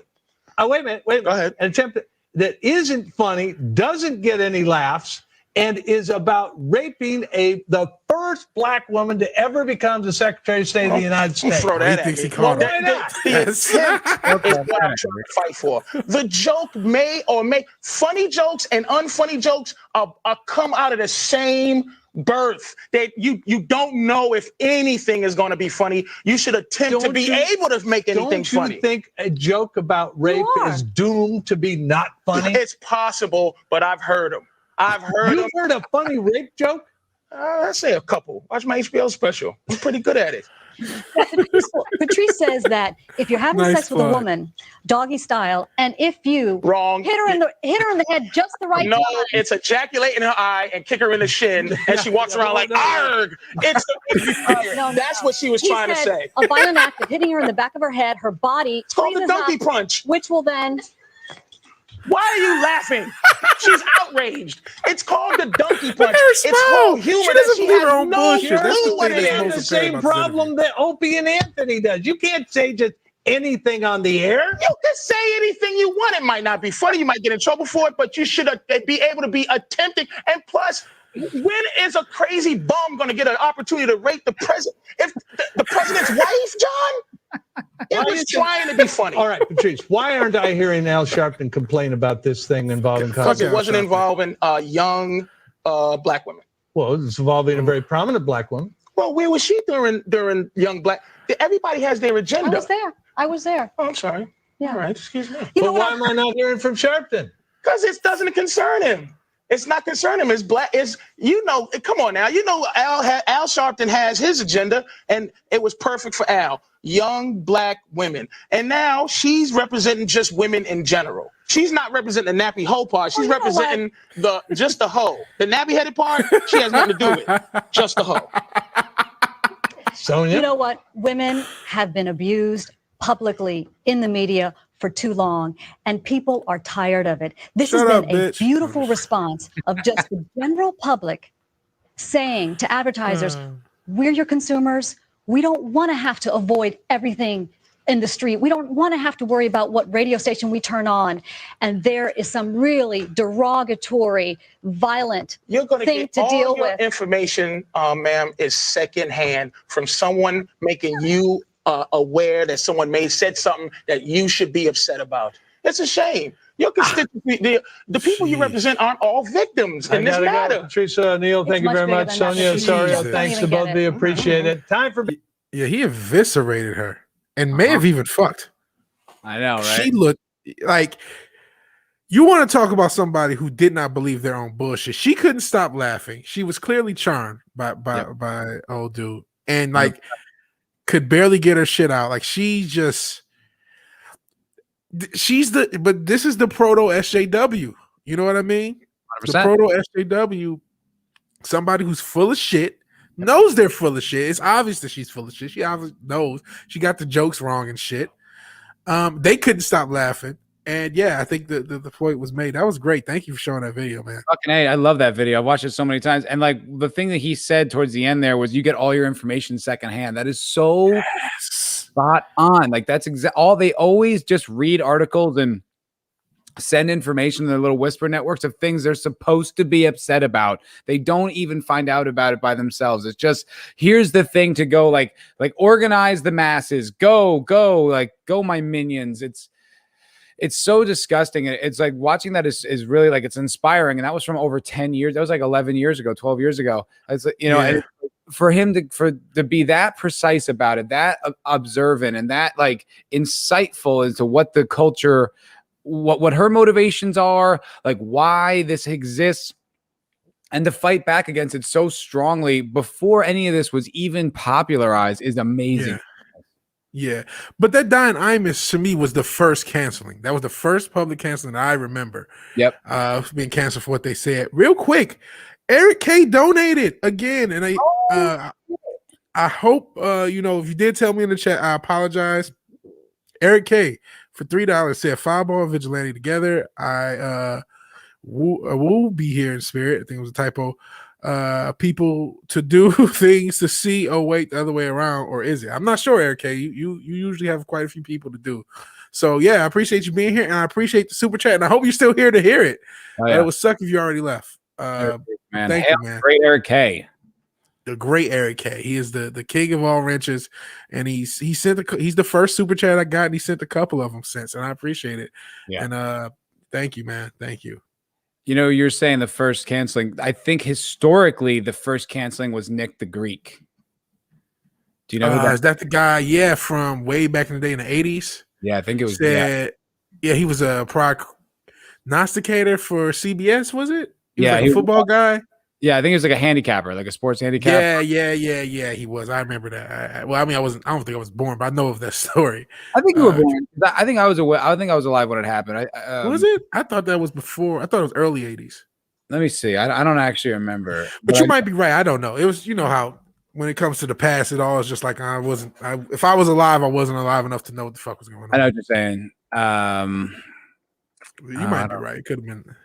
I guess I don't know. I still gotta have to look into, but yeah, no, he said that said that thing about like it's talking about slavery and stuff like that, and athletics, and it was a clunky idiot thing to say, but you know, it was he was the first canceling. He was the first person first canceling. Yeah, I would say that you're right. He is kind of the first canceling. I don't agree with what he said. I mean, there's a lot of reasons you can disprove it in a lot of ways, but being canceled and losing his whole life for it. I mean, looking back at the precedent of canceling, it's like I would have gladly took that as opposed to establishing this whole culture of being able to destroy somebody because they said the wrong thing. Yeah. So that's actually kind of makes me want to segue into this story. So have you heard about this? I think this broke today. Have you heard about the vegan teacher story? I have not heard about the vegan teacher story. Hey, so she's a TikToker. Oh geez. And she got thrown off of TikTok for doing things like I think the accusations was like some kind of body shaming, ableism, and maybe like, you know, kind of sexual impropriety with someone who was like under 18, you know. Okay, that's fucked up. So let me hear out this story. So it wasn't that she just said something really harmless on like some kid's another TikToker's Instagram like feed or whatever, like some Minecraft guy, and she said something about, you know, vegan girls and like fruits and vegetables. Like this woman is insufferable. Like she has like a condescending school marm kind of vibe about veganism and why you need to be vegan, and so. Basically, while all these accusations came out, what this really was a troll canceling by all the kids on TikTok who just didn't want this old nudge hanging around their platform. Oh man, that's crazy. The TikTok kids do some funny things. That really made me laugh, and I was like, that gives me hope for the future. Yeah, it kind of does. That they would kind of like, and we're not pro canceling. I don't want anyone to be canceled, but I love the idea of, you know what I love the idea of, and I think a lot of people need to do it a little more. A little bit of gatekeeping, a little bit of like, you know what, we don't want you here. I know it sounds fucked up, but is there certain if a lot of the nerds would have said that to the SJWs, where would things be? TikTok wants to keep TikTok, and there's something to be said about that. And I think it's mostly like why it gives me hope is because not because like she's canceled, but the thing is like canceling seems to be here to stay. What gives me hope is that this was kids like, not that they really gave a shit, not that they were offended, not that their feelings were hurt, not that they even gave a shit about that. They just know what the mechanics of canceling, how it works, and they tried to get rid of this nudge from their community, and they used it. Like, that made me laugh so much because that was like just kids being kids and not sensitive snowflake babies, just kids like just busting balls and like having fun. And I was like, this is great. I am really happy. You should be doing. Yeah. If you Google her, if you look up a vegan teacher like TikTok, the second you look at this woman, you're gonna understand how annoying she is. Okay, let's. You know what? Let me actually get to the chat. I hate getting too far behind with you guys. All good. What was the last? Where did I leave off? I think it's almost. You know what? I've had more people the past couple of weeks. So it's getting to the point where it's getting sort of difficult to kind of keep my place in the chat, which kind of is a cool thing as far as growth. Champagne problems. Yeah. Hey, I'm happy to have a champagne problem. Somebody mentioned they're streaming with one person and it's probably them. That's where I started. So I'm like, oh man, there's too many people to catch. I see a lot of Eric K. And I'm trying to think where to start. I'm just going to pick a place to start. So we're going to start here. In the words of Clayton Bixby, Condoleezza Rice sounds like a Mexican dish, which Clayton Bixby, of course, Dave Chappelle's blind black white supremacist from his show. That would so not fly today. But it was a brilliant sketch. Genius. And I love it. So Eldridge Dragoon says, much of real comedy comes from pain. Sometimes you get the urge to tell someone to back the fuck off, and that shit is funny. Swear if you need to, but don't make that your only thing. That's probably fair. Yeah, it shouldn't be a crutch, like I find myself doing that sometimes. I try to curse less just because it does have an impact when you curse, and like with punchlines and stuff, like, it really can be something that's a little too easy at times. I get that. Yeah, I gotta say fuck a lot less. Condoleezza Rice is a lizard person, according to Central Dildo. He's sure of it. We at the Vigilante. Let's go ahead. No, I'll just say we at the Vigilante Wilson Show cannot confirm or deny the lizardry of any politician past or current. Yes, we have no intention on making such statements, and we do not back up. That is just a crazy Croatian, and we're sorry you had to hear that. Yeah. What's up, Eric K? Cool to see a regular from other channels as well. Just to help the topic of conversation earlier with the perspectives regarding Patrice O'Neal. Eric K, I think, has been in and out. Yeah, she had no choice. I'm not sure about her laughing because this is as far as the Patrice thing with that lady. She seemed very charmed by Patrice. Yeah, like very much charmed. He was so in control. Very much so. Corey B. Corey B. says he thinks that's funny as hell. Captain Trek. Hello, Captain Trek. I appreciate you, man. Hello. Love Captain Trek. And Lord Thoth saying LOL. Damn son. I'm not sure. That's a few minutes ago. Love this. Okay. Oh, I guess you guys are talking about the damn video. John Gina Carano. This guy. Yeah. That was a great video. And that was how it began with the feminazis. We saw their birth. Yep. We saw their origin story. That was Batman's parents getting shot for the feminazis. Yes, it was. That was the origin story. It was the Teenage Mutant Ninja Turtle ooze. Yeah. Same thing. Emotional arguments are pointless and illogical. Either everything okay or nothing is. You know what? I actually have to slightly disagree. Unfortunately, I wish emotional arguments were indeed pointless. They are illogical, but unfortunately, we see that emotional arguments can be very, very powerful as far as persuasion. I agree. That's why they're made. Yep. Yeah, props to Eric K. Eric K is the man. I love Eric K. And sorry if the chat bot is going crazy. I probably should do the timers a little bit better. I don't understand the timers. I'm still a boomer, so I apologize if Stream Elements bot. And yes, Eric K is always on his player shit because he's a true player for life. He is a ride or die, man. Yeah, I love Eric K. He's the for best. Sure. Sorry, I missed your chat. Good to see you again. Did you miss? Hopefully, you missed your own super chat, but you're out of there anyway. So thank you, Eric K, for the super chat and for being here. I appreciate that. I missed Eric K's departure. Sorry. Goodness. Okay. You guys remember Moms Against Rap trying to cancel NWA destroying their CDs and shit? I do remember them stomping on CDs. Yeah, because that was the Catholics were big, conservatives were big cancelers. They weren't canceled, but they were kind of had the same, censorship. Yeah, we don't want to have to hear this. We don't want to have to listen to it because it offends our delicate sensibilities. Yeah. Got to bounce. Oh, Fimmer, I appreciate you being here. Stay safe, everyone. Peace to you all. See you guys Friday. Fuck vegan teacher. Have hope for the future. Let's gatekeep if necessary. Bye. Peace. Yeah. Bye, Fenner. A little bit. Gatekeep. Is there a vegan that's not insufferable? Adam Krigler. He's pretty cool. He's vegan. Hell, Mando Merc. I appreciate you being here, man. Mando Merc. He's the man who made the logo you see in the top right corner, right above Foulball. Have a good night or day. I don't know what time it is over there. I'm bad with the time. Where is he? He's in Angola. Angola. Yeah. Wow.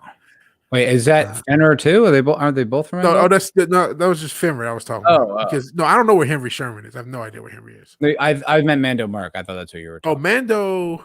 Mando, where are you? I don't know where Mando is either. That was also written by Chappelle's writing partner, Neil. I think he's talking about the black white supremacist thing. Didn't know that. Yeah. Well, Kurt Metzger, he was a writer on Chappelle's show. Oh, I did not know that either. Yeah.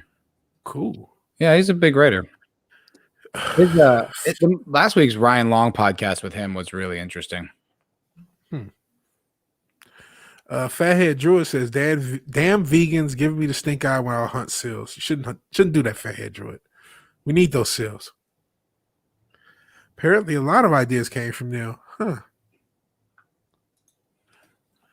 Fimmer looks like he didn't quite leave. Well, comedy doesn't always come from curses. The best comedy is smart with a few curses.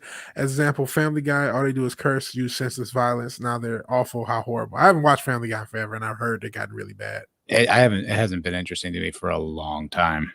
Yeah. Oh, Jimmy the Greek. Okay. I think you said Nick the Greek. Did I say Nick the Greek? Oh, I think Nick. Yeah.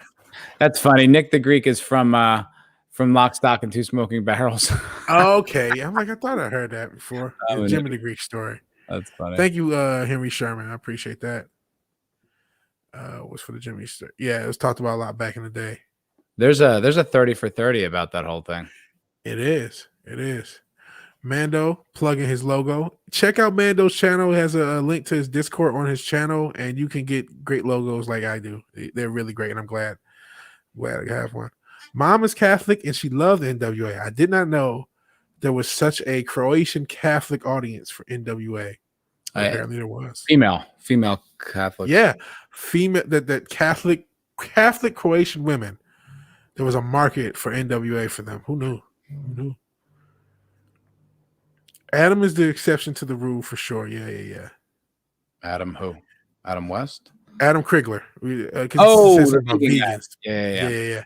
Where am I? NYC. I thought you were NYC, but I didn't want to say and be wrong because my memory is a complete mess. It's already been a mess to try to account for where everyone is. It can be a bit hard.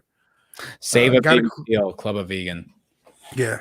Don't club anyone, Corey B, or I forgot who was clubbing vegans. Clubbing That's sales. True. I mean, we can't, we're not endorsing violence. You can go to the club, but don't club anyone. And maybe you shouldn't go to the club either with how things are in the dating world. You're gonna die and kill your grandma, you piece of shit. Yeah, I was just talking about the crazy bitches, but yeah, that too.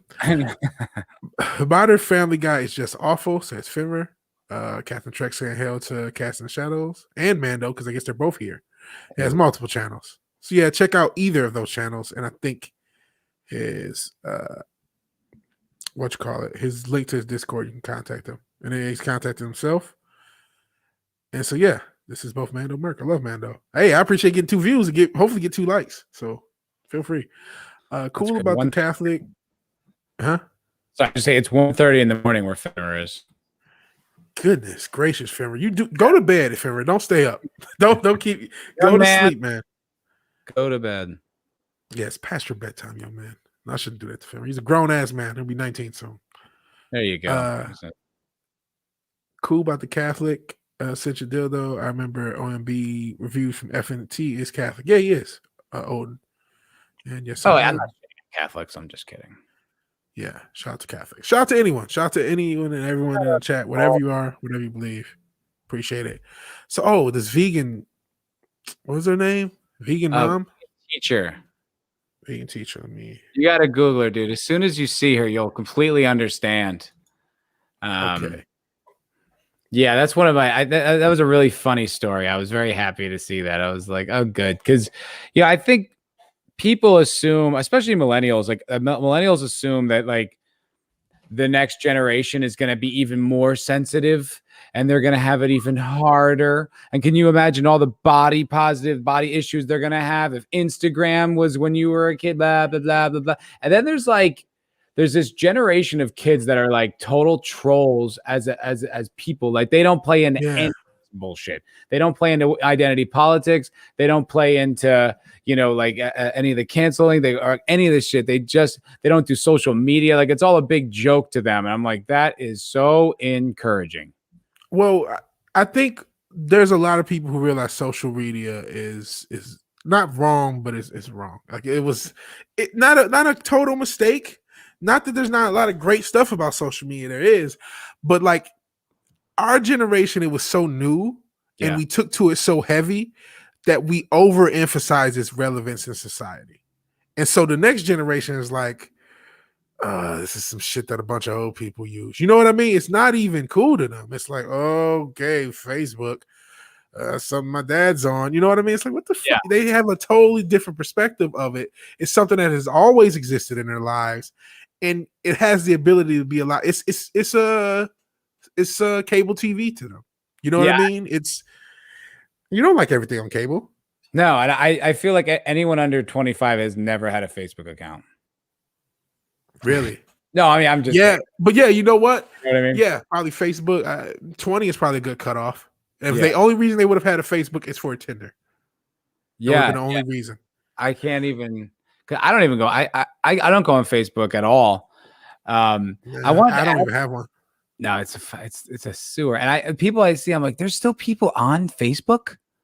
Like, I just assume there's not happening because I haven't looked at it. I never look at it, and I go on. There's people posting. I'm like, what are people doing? What are you doing? Yeah. But let me ask you this: have you heard anything about Clubhouse, the Clubhouse app? I've heard the name, but I don't know exactly what it is. And by the way, I do have the vegan teacher pulled up, so I came back. Oh, yeah, okay. I'm jumping around a little much. Sorry. No, that's fine. It's my fault because I went on. This is her. This is what she looks like. So, don't you get it as soon as you look at her? She just seems. Yeah. You very much do. And here's the actual report from Fox News, I guess. Screw them anyway. But that vegan teacher says TikTok ban won't silence her following petition controversies. So I guess TikTok has quit cold turkey. A controversial vegan blogger was allegedly booted off TikTok after a petition lobbying for her with viral arguing that her content violated the platform's community guidelines as racist, offensive, and misleading. Well, they probably were offensive. Maybe not in the same way. Yeah. I think. Wait a second. Her middle name is actually Karen. Her name is Karen Diekmeyer. And she goes by that vegan teacher. She's an actual Karen. A literal Karen. A literal Karen. She is a Karen and a half. Literally, Robert. She is. Oh, this is great. Oh, so you've been here a while, Henry Sherman. I appreciate it. You said just recently start commenting after lurking. So for a while, yeah, it doesn't matter if you lurk. If you guys are just lurking, I appreciate you here too, man. I lurk. Yeah, I lurk a lot because I mean I don't. And then sometimes when I do say something in the channel, oh crap, I've accidentally ended up on a stream where all I wanted to do was lurk before. So I'm like, okay, I'm just. Well, sometimes I don't want to like say hi to 15 people, especially if I'm on my phone, you know, and I'd have to try to like type in like hail Thoth, hail everybody, you know, it's just too much. Yeah. And then like sometimes I'm doing something else, so it's in the background, and it's like I'm lurking and working, and I'm not really active in the chat. 100%. So I get that.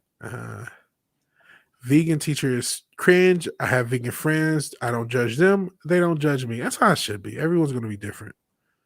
Some people have a vegan diet by necessity.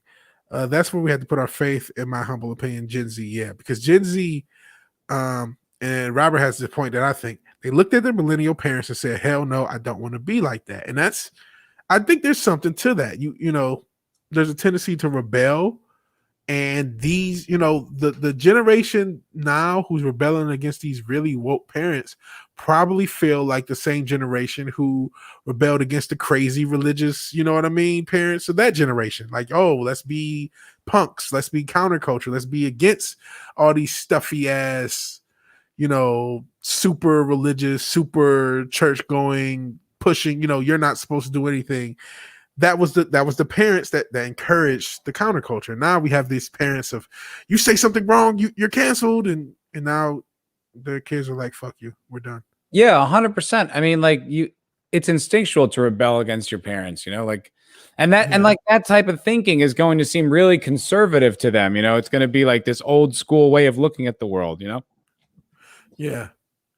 But I mean, I've even said, I talked about religion. Think about this. The most punk rock thing you could probably do is be like a legitimate Christian who's like, I'm a Christian and I'm saying it, because it's such a like thing it's such an it's like the opposite. You're not supposed to be a Christian. You're supposed to like hide it. If you're like in a blue city, the most punk rock thing you could be would be a Trump supporting Christian. Yes. Who's out of the closet. Like that is punk rock to me. Because that is so contradictory to the overall culture and will garner such a negative response, but you're doing it because you believe in it. That's punk to me. Yeah, I agree with that. I agree. Hello, Henry, or thumbs up, Henry. That's me plugging shit. Don't need to plug. You're always helping out with a cleverly funny statement. I'm not sure what that's in reference to. Closed my Facebook account 2 years ago. I did in 2014. Wow. That's when I closed it. And that's smart, dude. Huh? That's smart. You saved yourself years of headache.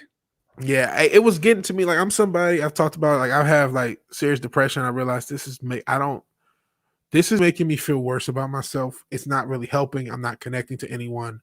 There's no point. I've connected more to people here, like you and the chat, and a lot of the people I've been on channels with in the past, 3 to 6 months, however long it's been, than I ever did on social media for years and years. And again, she was indeed a Karen and a half.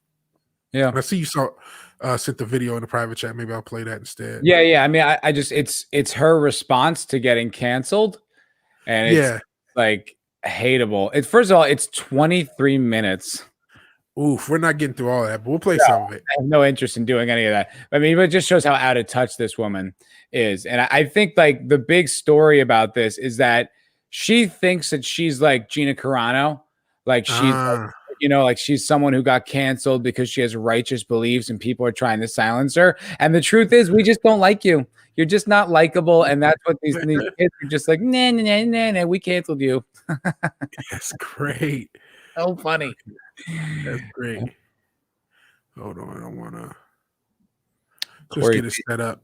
And then look at the chat because the chat's so on fire. Yeah. Corey B says, "Preach. This is an organic community," and I concur. Shut up, YouTube. Not yet. Yeah, it is an organic community. That's what makes it so great. Yeah, and I don't know. I can't remember which stream I said this on. This is probably one of the biggest legitimate punk rock movements going on Earth right now. 100%, dude. It's the only group of people I hear saying like real truth.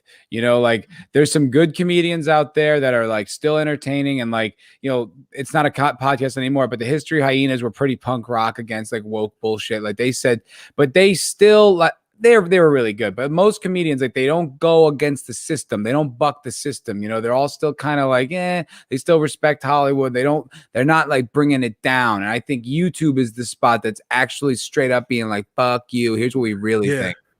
And I mean, the YouTubers, because it's not the platform, because they're trying to. Right. That's true. But you know what? That's what makes it even cool. The people who are fighting the damn platform. And they're still like, no, I'm going to say what I need to say. That's why I've said, you know what? I'm probably never going to be monetized for the shit I say, but I'm still going to talk my shit because I have to. And you know, it's cool. You know, Eric K just super chatted me. Who knows if this thing grows? You guys do a lot more of that. And if you don't, if I never get another super chat, I'm still happy because I just love doing this shit. Let me see. Somebody, Karen's on parade, and need to make that rage against the machine, a rage for the machine. That's fine. Karen's instead of Buzz on parade, we have Karen's on parade. I love that. Deke the Freak, a wild Karen appears. You do. That would make a great video. What? A wild Karen appears? Yeah, just like the Karen, like angry SJWs and Karens, but done to like the Rage Against the Machine. That would be really cool. Okay, what would Karen do? Mando Merc is drawing, so he's doing the lurking and working. He's following Cash in the Shadows example. Lurk on Gary's channel on DC's. Too many people in the chat. Yeah, there's a lot of people in the chat. It's a lot. It's a lot. And lurking and working is what Akayam FS is doing while he comes up with raging for the machine. Parody songs. Hell Godzillionaire. I appreciate you here, man. Godzillionaire. Follow me over from Yelling at Park Cars with Comics Division. I appreciate it. I appreciate anyone. That's where a lot of these people are. I appreciate everybody who's following me from either Comics Division or Culture or West or wherever you guys are seeing me. Thank you so much. Hell yeah. I saw you and Nick on there the other night. That was cool. Yeah, we've been on there quite a bit, me and Nick and a few other people. He's really cool about letting people on. That's tight. That's tight. Big fan of comics. Yeah. Friends too. Oh man, the SJWs are gonna love us. A friend once told me vegan chicks are drier. Wasn't talking about that before. They don't with vegan. I was with a fat vegan. It was fine, honestly. But like vegan, the fat vegans are weird. Like, how do you stay fat and vegan? Because what they do is they eat a shit ton of junk and they can be misshapen. Don't go down the road. You don't want to be Vigilante Wednesday when it comes to women. I mean, I've lucked up a few times, but I've done some things and seen some things I wouldn't recommend. Rage for the Machine are very much woke now. There's there's a vegan chick who's got a fat ass. Yeah, she's got this chick, Katya Elise Henry, is ridiculously hot, and she's an Instagram model and she's a vegan. But I have never heard of a fat vegan. Dude, I'm at a farmer's market every Sunday selling the bread for the bakery I work at. Bro, they look so unhealthy. Vegans look emaciated. Yeah, I brought up Adam Krigler. He's talked about he supplements, right? Because he recognizes, which I don't know if every vegan does, there are still nutrients that you will not get from a vegan diet that you need, mainly B vitamins. And so he supplements, and there's probably some other stuff. I'm not an expert, but he supplements, and he doesn't look as unhealthy as everyone else. He looks skinny. He's a skinny guy, but he doesn't have that same like skin looks like your life. The life in your skin is not there for some reason. Yes, the life in your skin. That's what it feels like. Or that skinny fat look where it's like your body just doesn't look right. Yeah. You know what I mean? I do. But this vegan, she doesn't have that issue. No, she's extremely skinny. Oh, yeah, we are going to show her. Yeah. Yeah. Yeah. She's easy on the eyes. She's easy on the eyes. I probably shouldn't show this because I don't want to get my stream yeeted, and it has been yeeted. But yeah, that ass doesn't look vegan. I think there's some meat that contributed to that. Those ass cheeks. Those ass cheeks look like meat, dairy, processed foods were a part. And squats and genetics, squats, maybe some shots. Mm-hmm. There was a lot involved with that ass. That's not just vegan food. Wasn't just tofu to get an ass like that. Tofurkey didn't build that booty. Tofurkey did not build that booty, no. Maybe not at all. Not at all. Yeah. Okay, so you guys were getting really good. You guys are so good in the chat. I cannot keep up with you anymore. So I appreciate it. I want to. Yeah. Robert says get a couch. If I can have the young lady we just had and it's a small black couch, I'll take you up on that, Robert. Mm-hmm. Take you up on that. Circle Life at Fimmer. Fimmer, why are you up? I saw you in the chat. You should go back to bed. Hell, just another red shirt. Not just another red shirt. He is the red shirt, and I appreciate having him here. What is up? Just another red shirt. Good to see you, brother. Yeah. Authenticity, having a soul is the new entertainment. Agreed. That's why I love doing this. I feel like I'm a part of something new, a part of like the new generation. And who knows what ever comes from this, but it's just like this feels very exciting. And Sitchin Dildo saying hello to Red Shirt and Noise Gods. I'm not sure if that was Godzillionaire. I see. Let me try to get fat vegan cigar. I like that. Yes, there are fat vegans, man. You gotta. They're weird looking, but they exist. That's funny. I'm trying to cut to you guys saying hi to each other. What's KMFS had to say? I know a lifelong vegan that was a former Miss Universe or Miss America or something contestant, and she does not look emaciated. She's fine as hell. Does she supplement? I think that is the key to that emaciated look. I think they have to. Fat vegans are vegan from 9 to 5. No, fat vegans are people who realize like Lay's potato chips are vegan, right?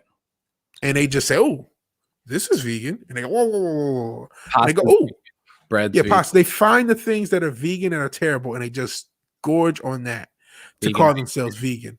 Yeah, but yeah, sorbet. Yeah.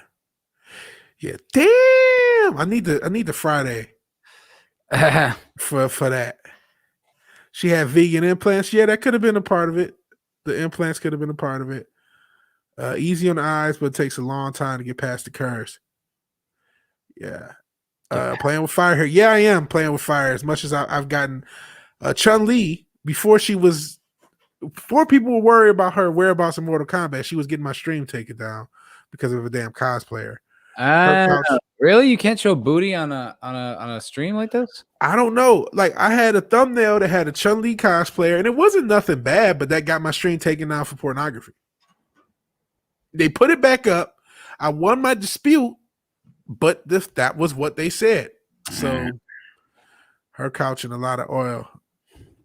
Couch like that, you can set. Yeah, with a couch like that, you can set your beverage down. Yeah, she has a lot of backseat. And Fimmer couldn't resist, had to return, but I'll be going now. Giving now. It shows how tired you are. Going now for real this time. That's what he's trying to say, but he's too tired because it's damn near 2:00 in the morning. She's dedicated to her fitness and works out regularly. She has a book about vegan diet that I'm reading. Okay. That was that model. Those are vegan. Yeah, the model. Yeah. But I'm sure she does that extra mile of research at least to try to figure out that. Skittles, I guess they're vegan. Dildos. So apparently dildos are vegan too, according to Cincha Dildo. All right, Fathead Druid. Yes, get an early start. I appreciate you being here. I appreciate everyone who's been here. Good to see you, bro. About the Chun-Li thumbnail. Yeah. Whatever the stream is a couple weeks ago, it's in 2 parts because I got taken down midstream, started up streaming, and then even that second stream got taken down, even though I censored the thumbnail. But I left them both up, and they're both up now, so you can check them out. Later, who's this? Fenrir. Yeah, okay. I didn't know if it was anywhere else. And then Fathead Druid is also leaving. I appreciate you, man. Thank you for being here. Call it Thanksgiving with those honey glazed hams. Yeah. She has some cakes for sure. And you guys saying goodnight to each other. Okay. Did you want to show this vegan teacher video real quick? Yeah, sure. I mean, yeah. Or yeah, just real quick. Let's show it. She's just parts of it because this is 20 fucking 3 minutes. Yeah.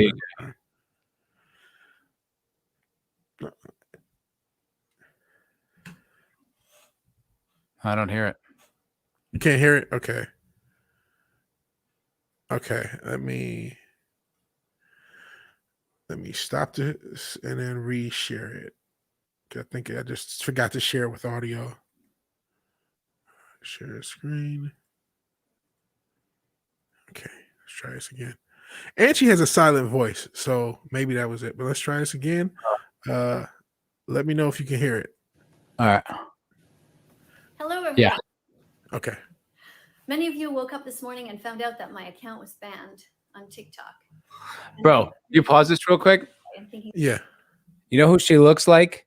She looks like Chloe from Fight Club.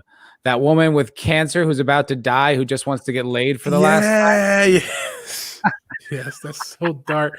So dark. She looks just like that. It's like she's just like emaciated. Wait, like she's going to die soon. Oh, heavens. Eat a burger. So which says Wes Moody. It's the Banshee that was in my closet. She got out. Wes. Damn it. What's up, Wes Moody? What is this? Waiting for a house to fall on her. Is that a person or skeleton wearing skin? Well, we all are technically skeletons wearing skin. That was the line from Fight Club. That like she looked like what Meryl Streep's skeleton looked like if you wrapped it in plastic and made it act real nice to everybody.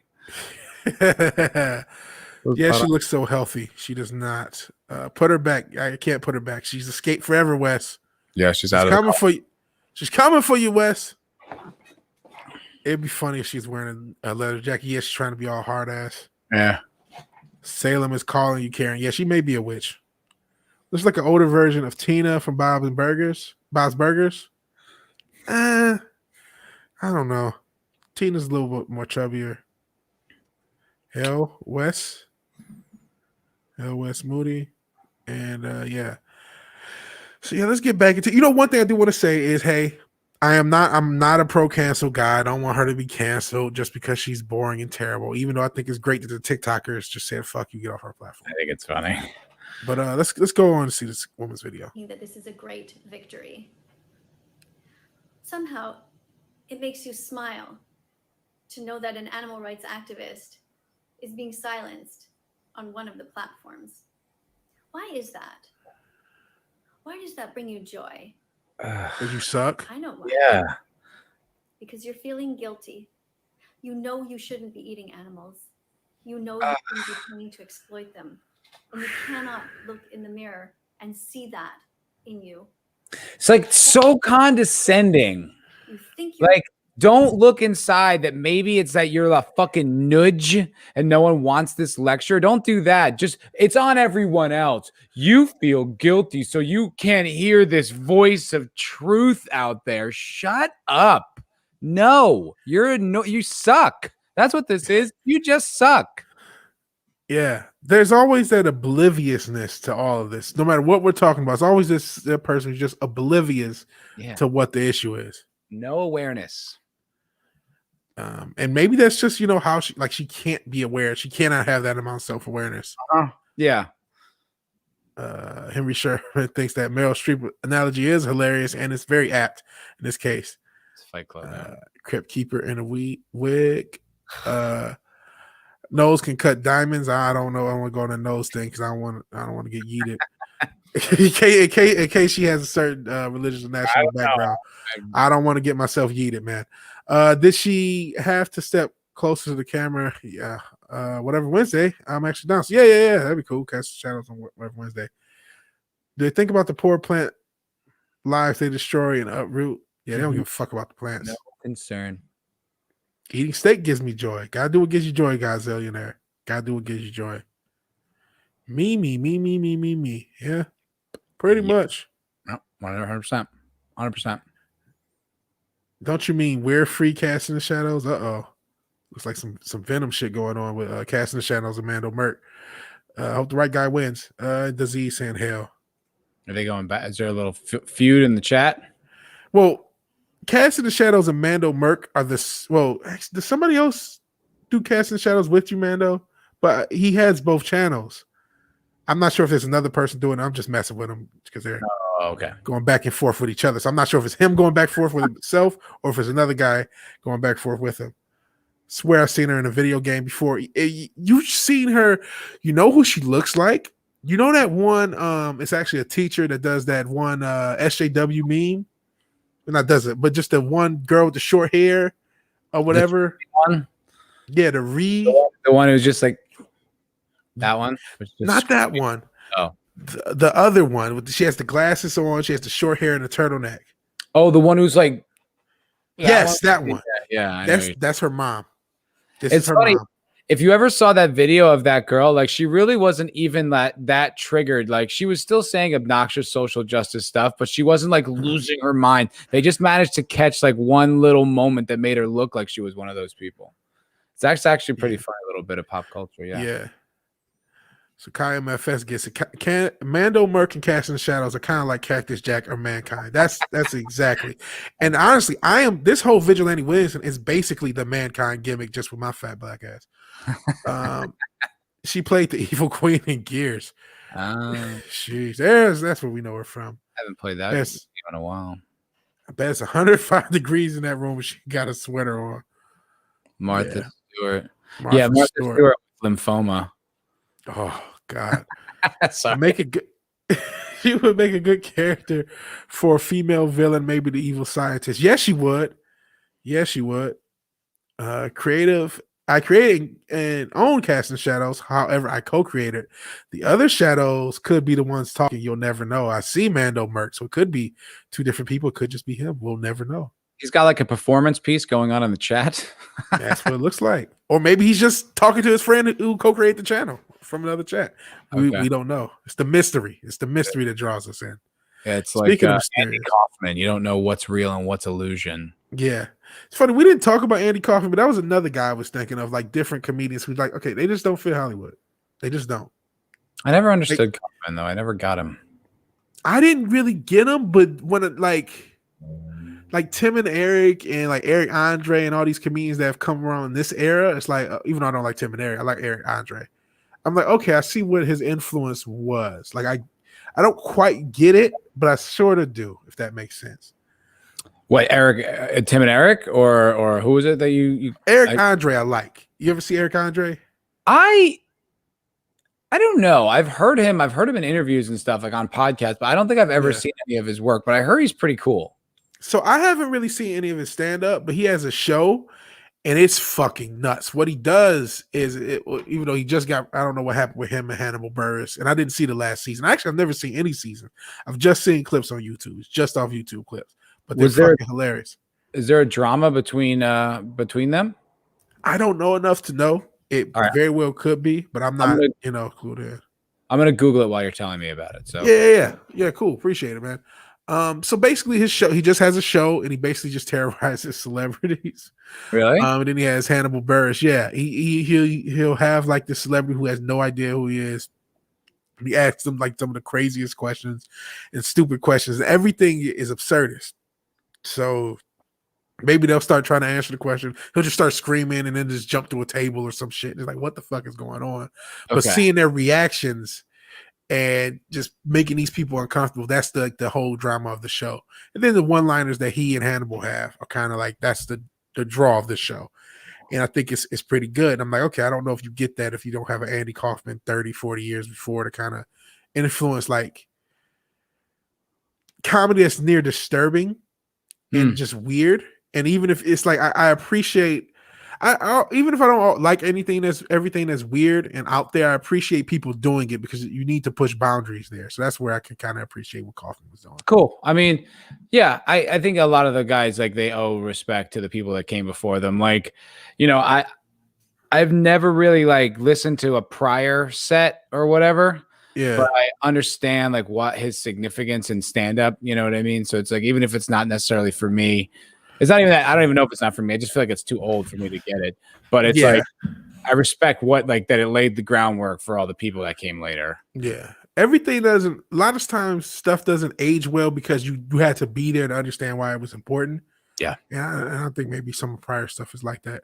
And the mystery's over. It is Mando with both both things. But hey, I don't care. I get 2 views and 2 likes. I appreciate you here, man.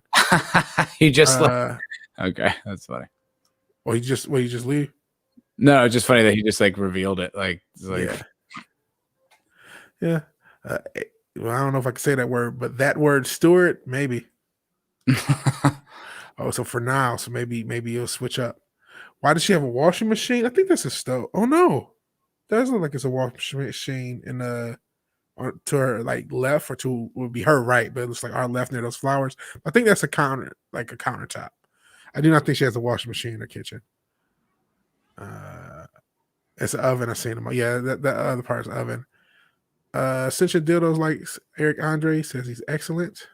Sorry to rush through it, but it's a lot of you guys, and I want to get to everyone in the chat. I know, but it does look like a washing machine. Yeah, it does kind of. Check out some old Mitch Hedberg. I'm not familiar with him. No, he's funny. He's all one-liners. He's got a great line where he's like, an escalator cannot break. It can only become stairs. I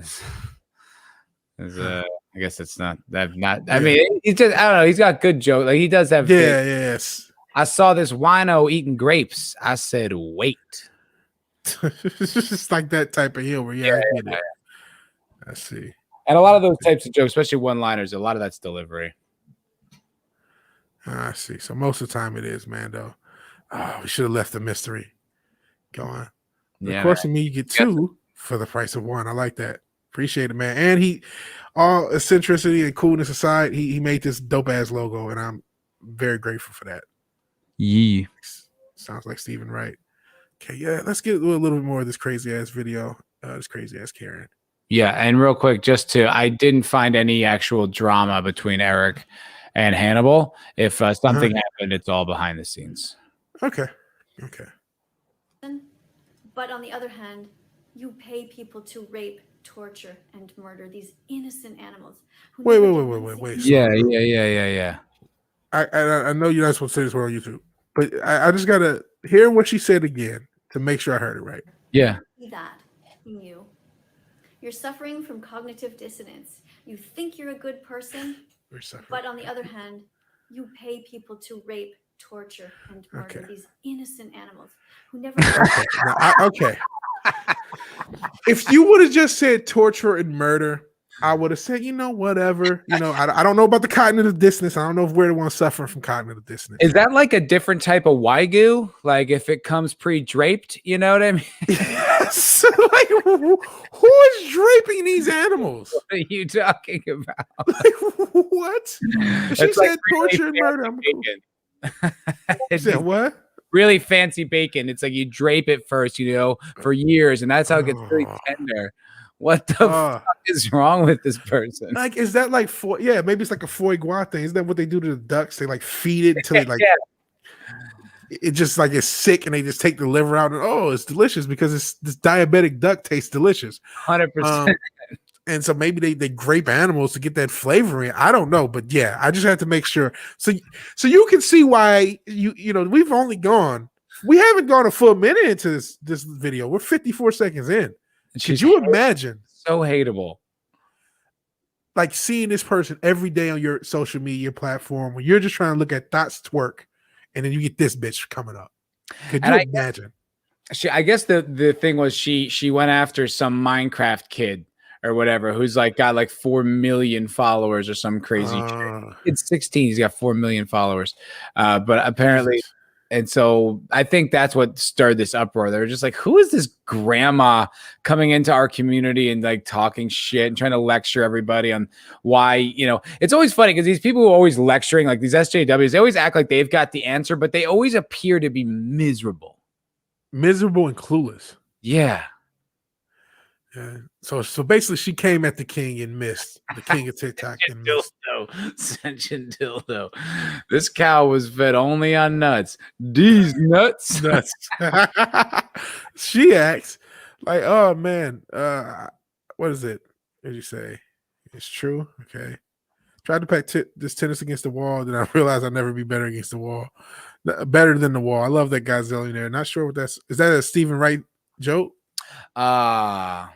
Sounds like a little Stephen Wright reference routines. Yeah, they were both like one-liner comics. Yeah. Yes, and Mando did make my logo, and it's completely dope. And yes, she did say that word, Robert. That's what happens to animals. Apparently. What the fuck? Yeah. Guys talking about logos in the chat. Oh, such a dildo. I don't know how it goes on in Croatia. He's like, who's raping animals now? Yeah, I'm not sure. Did she say yeah. Shots fired at furries, apparently, Robert. Maybe that's what she's talking about. Maybe that's what that could be. Yeah. And when nothing goes right, left, joke didn't age well. Still funny. Okay, you guys talking jokes. This is a great comment. Cows fed only on nuts. He's nuts. Disease gives a new meaning to playing with your food. Place the headlights on the car. Strobe lights now look like the only one moving. Oh Lord. Let's see. Reminds me of a bad joke. Send it to you now, Viz. Check Discord. I will check Discord. That was Mitch. Okay. So that was his joke. All right, let's play more of the video, and I'll try to get a little bit further without stopping. Yeah. Something wrong to you. So when an animal rights activist like me, a middle-aged, gray-haired woman who's 56 and who is a school teacher and a nurse, gets shot down, this somehow brings you great joy. Look at her teeth. Playing a video game. Ugh. But this is real life. I'm a school teacher and a nurse, and I'm a 56-year-old woman. There are actual Shut up, bitch. Victims. Oh, Jesus. I'm good on this one. Okay. Yeah, we get the point. I think everyone gets the point. She's insufferable. Insufferable. And you know what, man? I keep seeing all these damn teachers or former teachers and shit, and I'm just like, these are the motherfuckers educating our youth. I did a story, and I guess this guy's been on Rogan, about this fucking Columbia. He's the chair of psychology and neuroscience, and he's a quote-unquote casual heroin user. Did you see that? No. Oh God! And, yes, this is guy. He's unfortunately, he's a black guy. He's the teacher. He's at Columbia University, the Columbia University. He's the chair of psychology, the head honcho, psychology and neuroscience, and he thinks he's Hunter S. Thompson, and that's cool. He's current. This is the right now. The guy, if you had a kid and you sent him to Columbia University to study psychology, he's going under this guy. And now he admitted he does heroin? He wrote a book about it. What? Yeah, I'll bring it back up. I'm surprised. Yeah, I covered it yesterday. I've never heard of a casual heroin user in my life, because it doesn't exist. There's no such thing. But he thinks he is, so yes, you got to go with it. He looks like a douche. Did you find him? Yeah, there's a Fox News article. I'll send you the link. Okay, yeah, it's probably easier than me trying to check the mask. Oh, he just looks like such a douche. Real pretentious. Don't kill that cow Yeti for first. But subscribe to Foulball if you haven't already. Please stop. Give me a sub. I'm pushing 500, man. We're almost there. We're like 450 right now, 448. Yeah. So almost at 500, and my watch hours are almost at 4,000. So if I get, if I get as many subs in the next, 6 months or whatever, monetization, baby. Cool, man. Congrats on that. I hope you do get monetized, man. Yeah, your channel's a lot tamer than mine. I think you should be good. That's how. That's what he said. That's how he maintains work-life balance. Is that what he said? Was that his words that he used? Those are his words. Yes, that he did. There's no such thing as a casual heroin user. At Columbia University, it's walking distance. Well, yeah. Good name for a band, though. Casual heroin user, it is a great name for a band. That is a good name for a band. Like a true punk band of casual heroin users. That would be so awesome. Okay.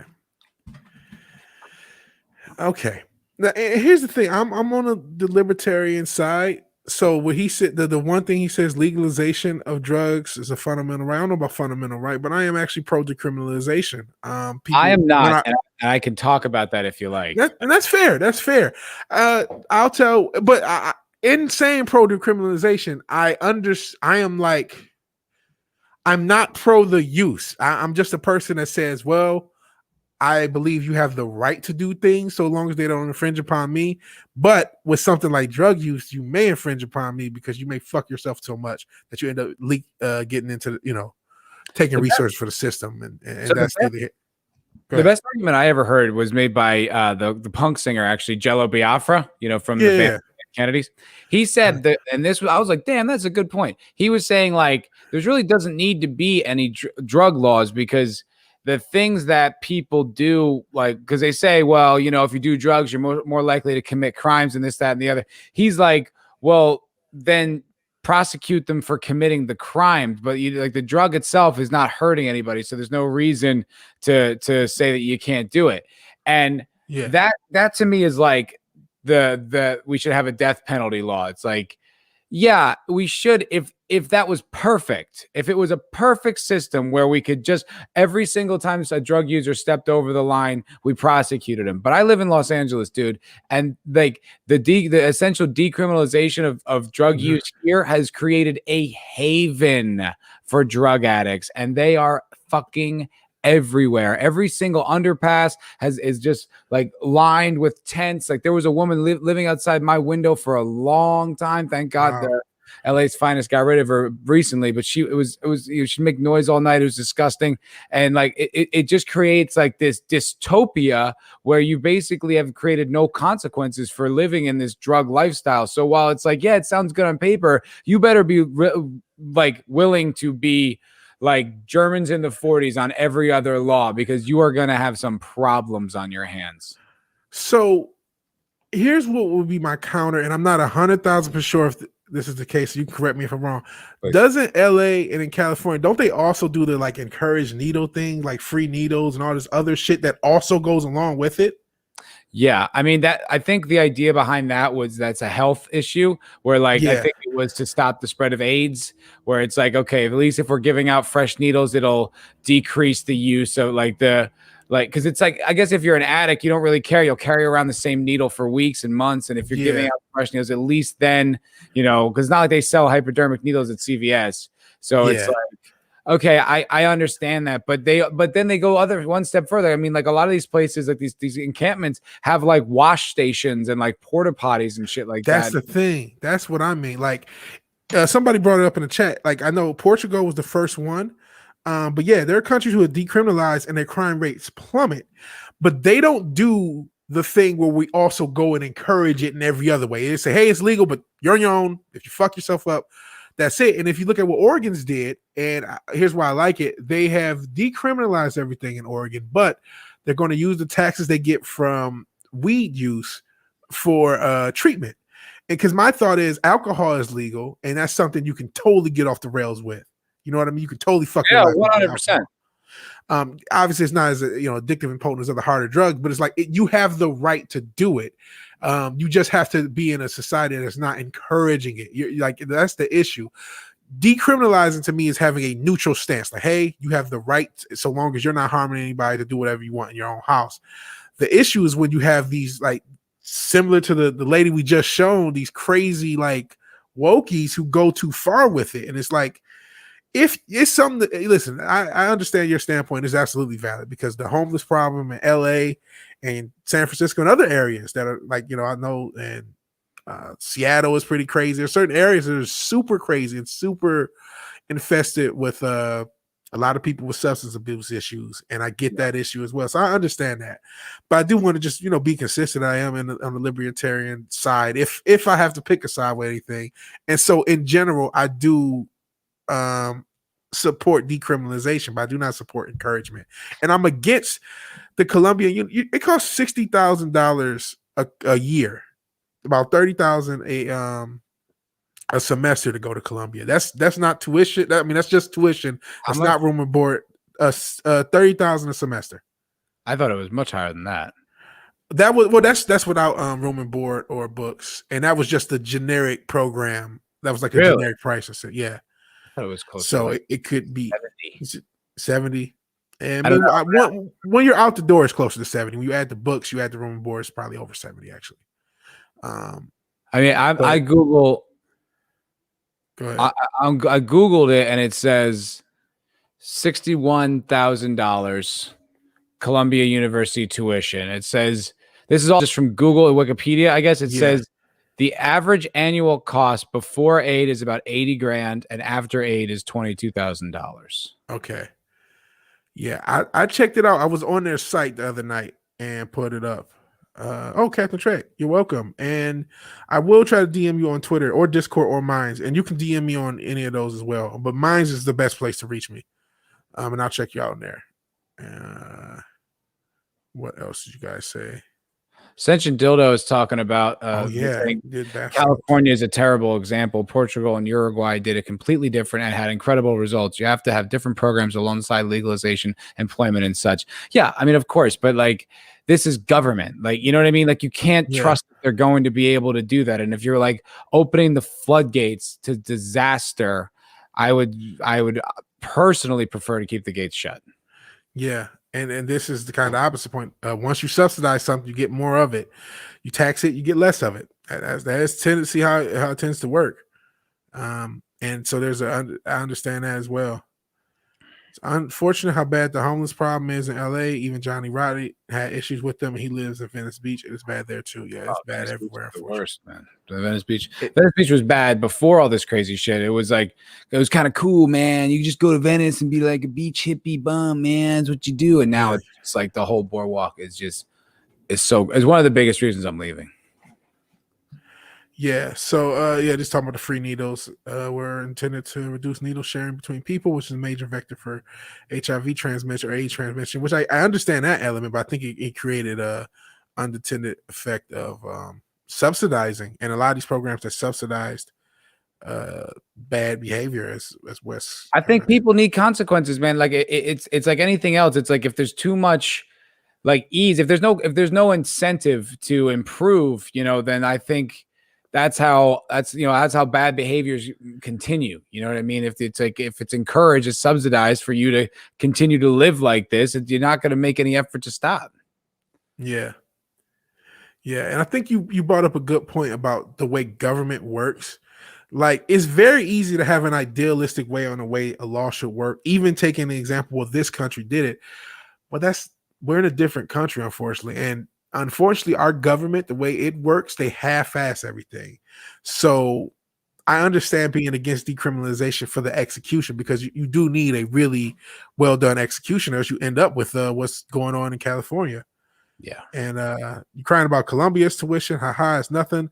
Look up NYU tuition and start talking. Things suck here. The education system is such a scam on so many levels. There's no 100%. Disrespect to anyone who's getting a degree, and I wish you guys the best, but just it's sickening. Like, California's a terrible example of everything. When I googled NYU, it's about the same. According to Google, just that first thing, it's all about the same. Yeah. I mean, Columbia is a really expensive private school. It's not. I mean, they're both expensive. Yeah. Decriminalization has to be done. Full of fucking douchebags. I used to live in New York City. People who went to those schools are fucking snobs. Of course they are. Yeah. I think one of the big issues with college in general is a bunch of people who want to feel smarter than everyone. 100%. Without actually being smarter or doing the work, or actually, they're like, oh, well, I go to this school. I'm already smart. I've already made it. When I studied acting at Lee Strasberg in Union Square, and NYU used to have an affiliation with that school, and all the NYU kids looked at us like we were scum. It's like, bitch, we're in the same fucking school, but they just, because they went to NYU, they were better than us. Oh God, Eat a dick. Yeah. And this kind of goes back to what I was talking about with Patrice. Fuck the system. The system's wrong. That's the fundamental issue. The system's just fucking wrong. Well, the system will always self-correct to more power. Always. Yes. That's just always how it's going to go. That's why you always need to fight it, because it's never going to stop. Like, doesn't matter who it is. Doesn't matter if it's liberals or fascists in power. They always want more. It's never enough. It's why, man, fuck the system always, no matter what the system looks like. Yeah. And technically, I'm under the opinion that any government can become fascist, because all it takes for a government to become fascist is somebody in the company to call somebody in the government, and no matter what your system is at that moment, that you have a fascism. You know what's interesting? I don't know much about what I'm about to start talking about, so people who know can probably feel free to mock me. But it seems like there's a lot of crossover between socialism and fascism. Like fascism, as I understand it, is something like it's government and economy merging, and like the economy essentially serves the state, and then basically.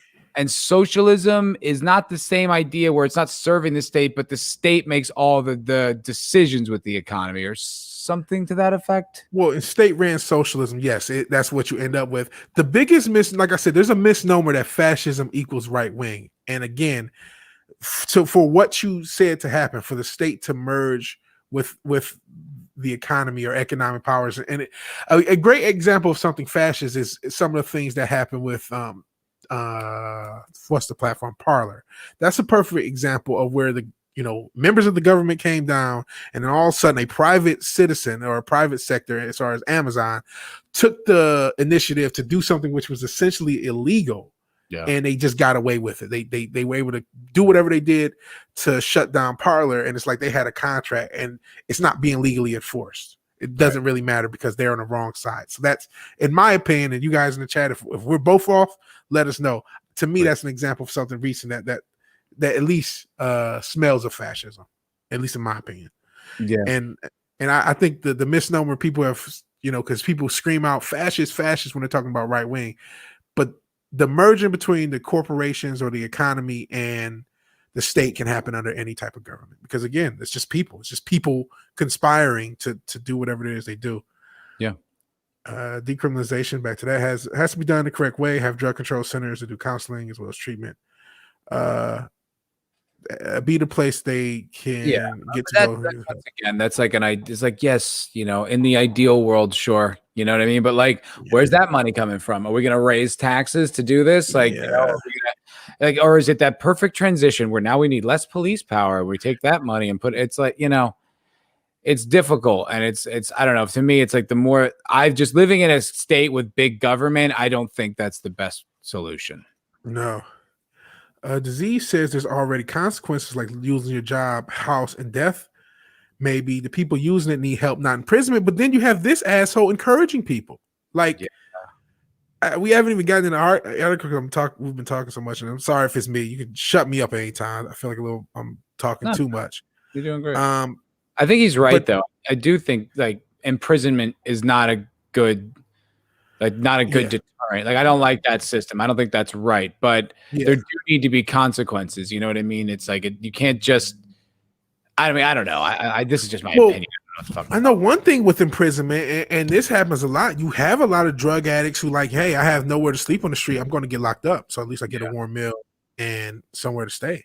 So there's that issue as well. And, a lot of these issues do not have perfect answers, and that's sometimes is the answer. Like, we don't know. We do the best we can. We don't know. Give them incentives to get their life together, and not just give them everything they want. And incentivize homelessness. Yeah, that's what we've done. Which is what LA is doing. Like, it's crazy. California's doing it, and it's funny. When I went to Austin, I saw a little bit of that too, and I was like, "Oh fuck!"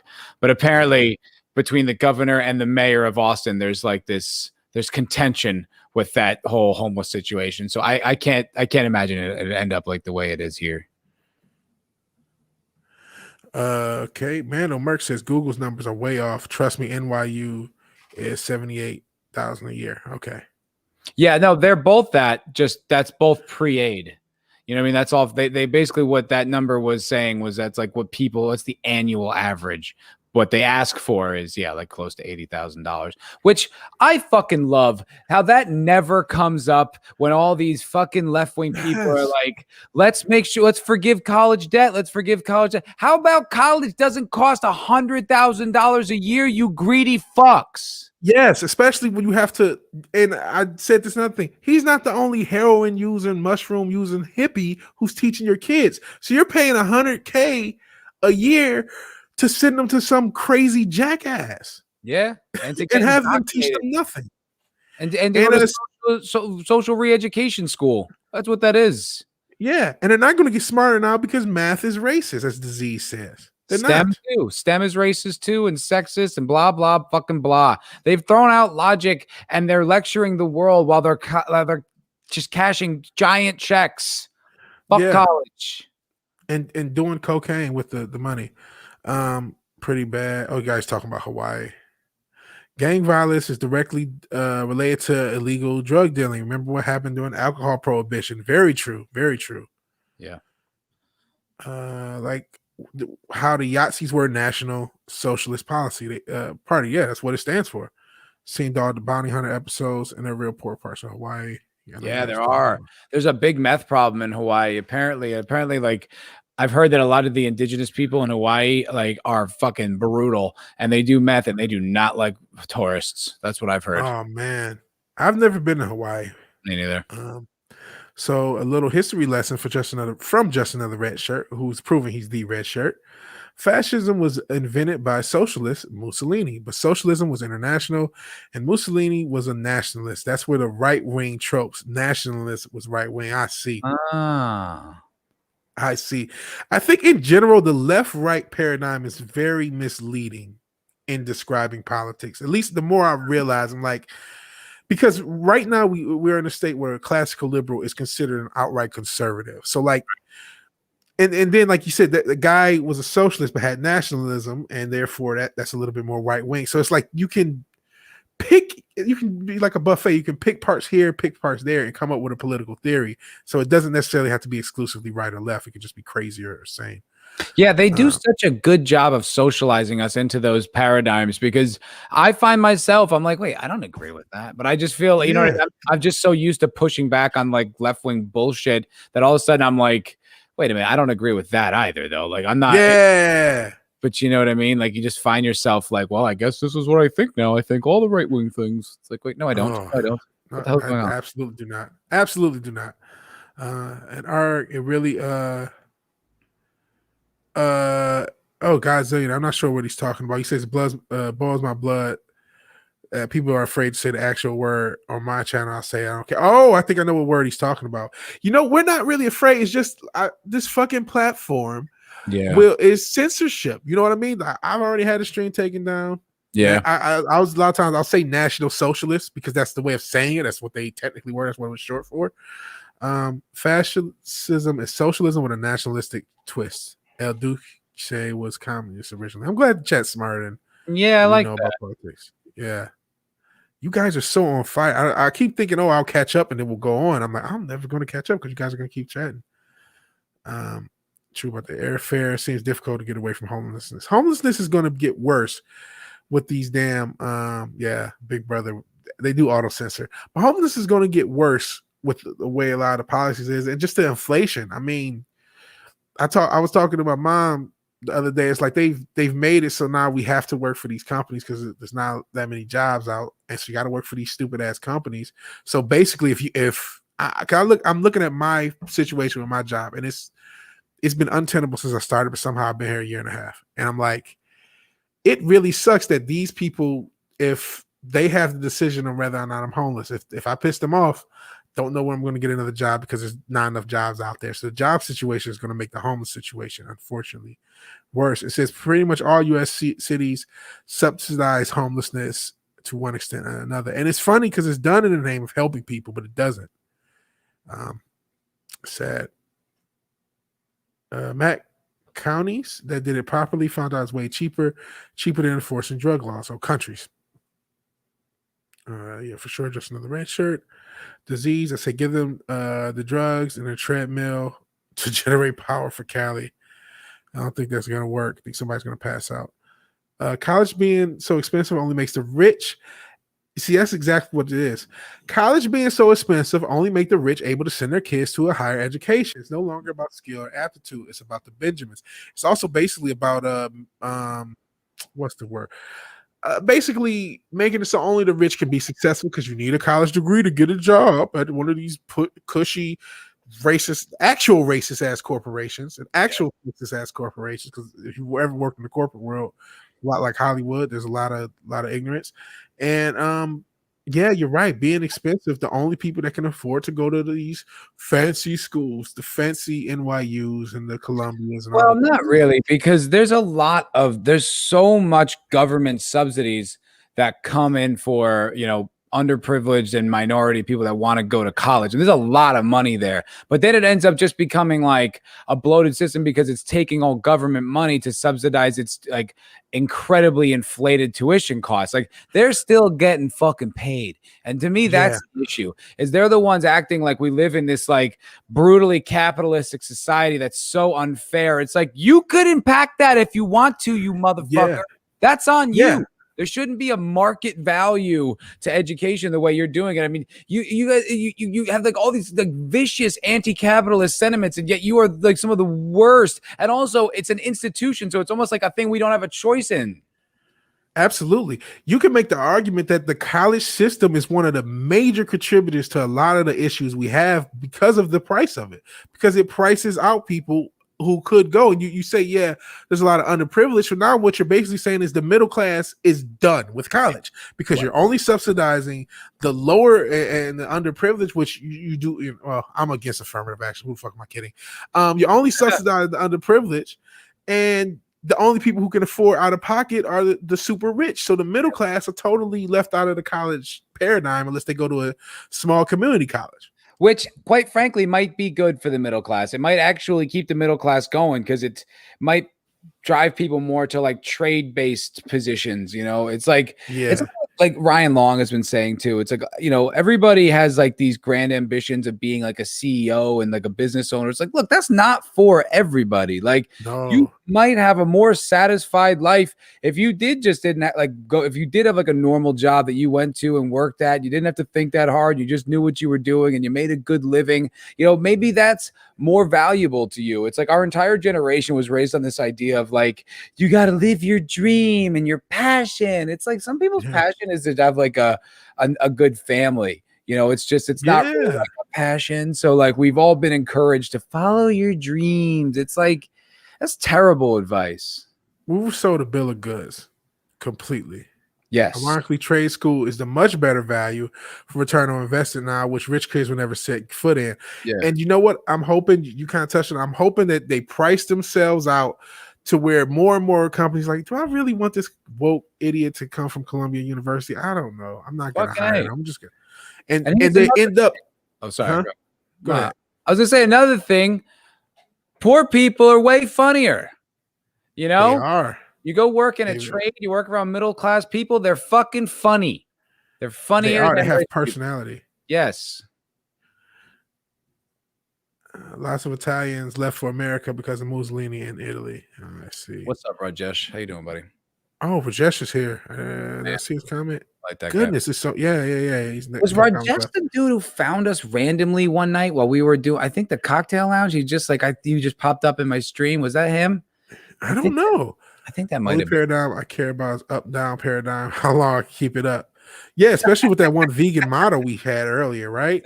Dildo, yeah. What if I want to be a doctor? Well, you know what? Doctors, lawyers are the only people who could use college. You know what I mean? Or people like that who have a specific degree, STEM, engineering. But everybody else doesn't. No doctors. No, fuck that disease. We don't need doctors. All right, I'll figure it out. I got Google. Well, shit, the way doctors are becoming, you might be right. You might be better than them with Google. No, I'll just play it. Well, apparently, I don't know. It's like, I just think I mean, you're right. Obviously, I'm just ranting. But I mean, it does need to be a change in these schools. I mean, all this woke social shit can't be in everything. Like you can't be concerned about like race stuff. I mean, they have all that stuff with trans people where it's like they go into hospitals and they doctors miss shit because they tell them that they're a woman, and it's like, okay, but on a biological level, you were born a man, and that's important to note when we're talking about your health. And it's like, it's like that shit is like, it's just distracting from actual progress and actual education. Yeah, it's probably gotten people killed. The cold will kill off the homeless. That's sad to think of. There is no cold in Los Angeles. Oh, you're not in LA. I'm assuming he was talking about no, I'm just kidding. I'm just kidding. But hell, Rajesh. You and I both know if those groups protested and riot last year, they would have done more good The groups that protested last year would have done more good and probably accomplished more trying to change homeless lives. That's probably true, Henry Sherman. But yeah, that's not going to get them likes on Instascam. Hail from Croatia, a country where higher education is basically free. It's not free. I don't like when people say it. It's free, but your taxes are 75%. Yeah, you know what I mean. It's like, what are Croatian taxes? I'm not sure. I have no idea what Croatian, but I'm tired of hearing that shit from Scandinavia. I'm real tired. Yeah. Fuck off. Also, you don't have a military, motherfucker. You are relying on us. If some shit happens, you're just hoping we swoop in and save you. Yeah, it'd be a lot easier to pay for a university and healthcare if you didn't have to pay for fucking tanks. Yeah, it really would.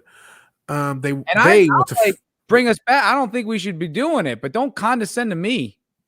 Yeah, I don't want our military to be active, but just like I believe everyone should be armed, I believe we need a military, and we do need a very strong military because I don't want to be, especially with what's going on in China. I don't want to be, I don't want to be anything than a top 1 or 2 military on earth personally. And so whatever, I get that may take a lot of funding that you wish go anywhere, but it's one of those things. It's like you're gonna miss it if you ever drop it, man. That's my thought. Exactly. I don't want to be caught out there without one. That's basically my thought when it comes to the military. They want to phase out doctors, trying to say nurses are just as good. President Sniffy Joe made a nurse surgeon general, for crying out loud. I did not know that. Trying to avoid sniffing. He's scary, man. Like all the things I saw, I won't talk about that here. Never mind. I mean, you can. No. Yeah. I'll tell you later. Yeah. Actually, I'm going to just go back to here because I haven't even looked at the article. So we are forced to be grunts the rest of our lives, even if we don't want to. No thanks. But that's the thing. I think college keeps people in the grunts. I'm not saying that disease. I'm not saying we all need to throw out garbage. I'm just saying not everyone needs to be an engineer. You know what I mean? Not everyone's capable of being running a company. Like some people, it's just not what they need. Making $60,000, $70,000 a year, having a decent life with a family, a couple kids, going to the lake on the weekend is all they need to be happy.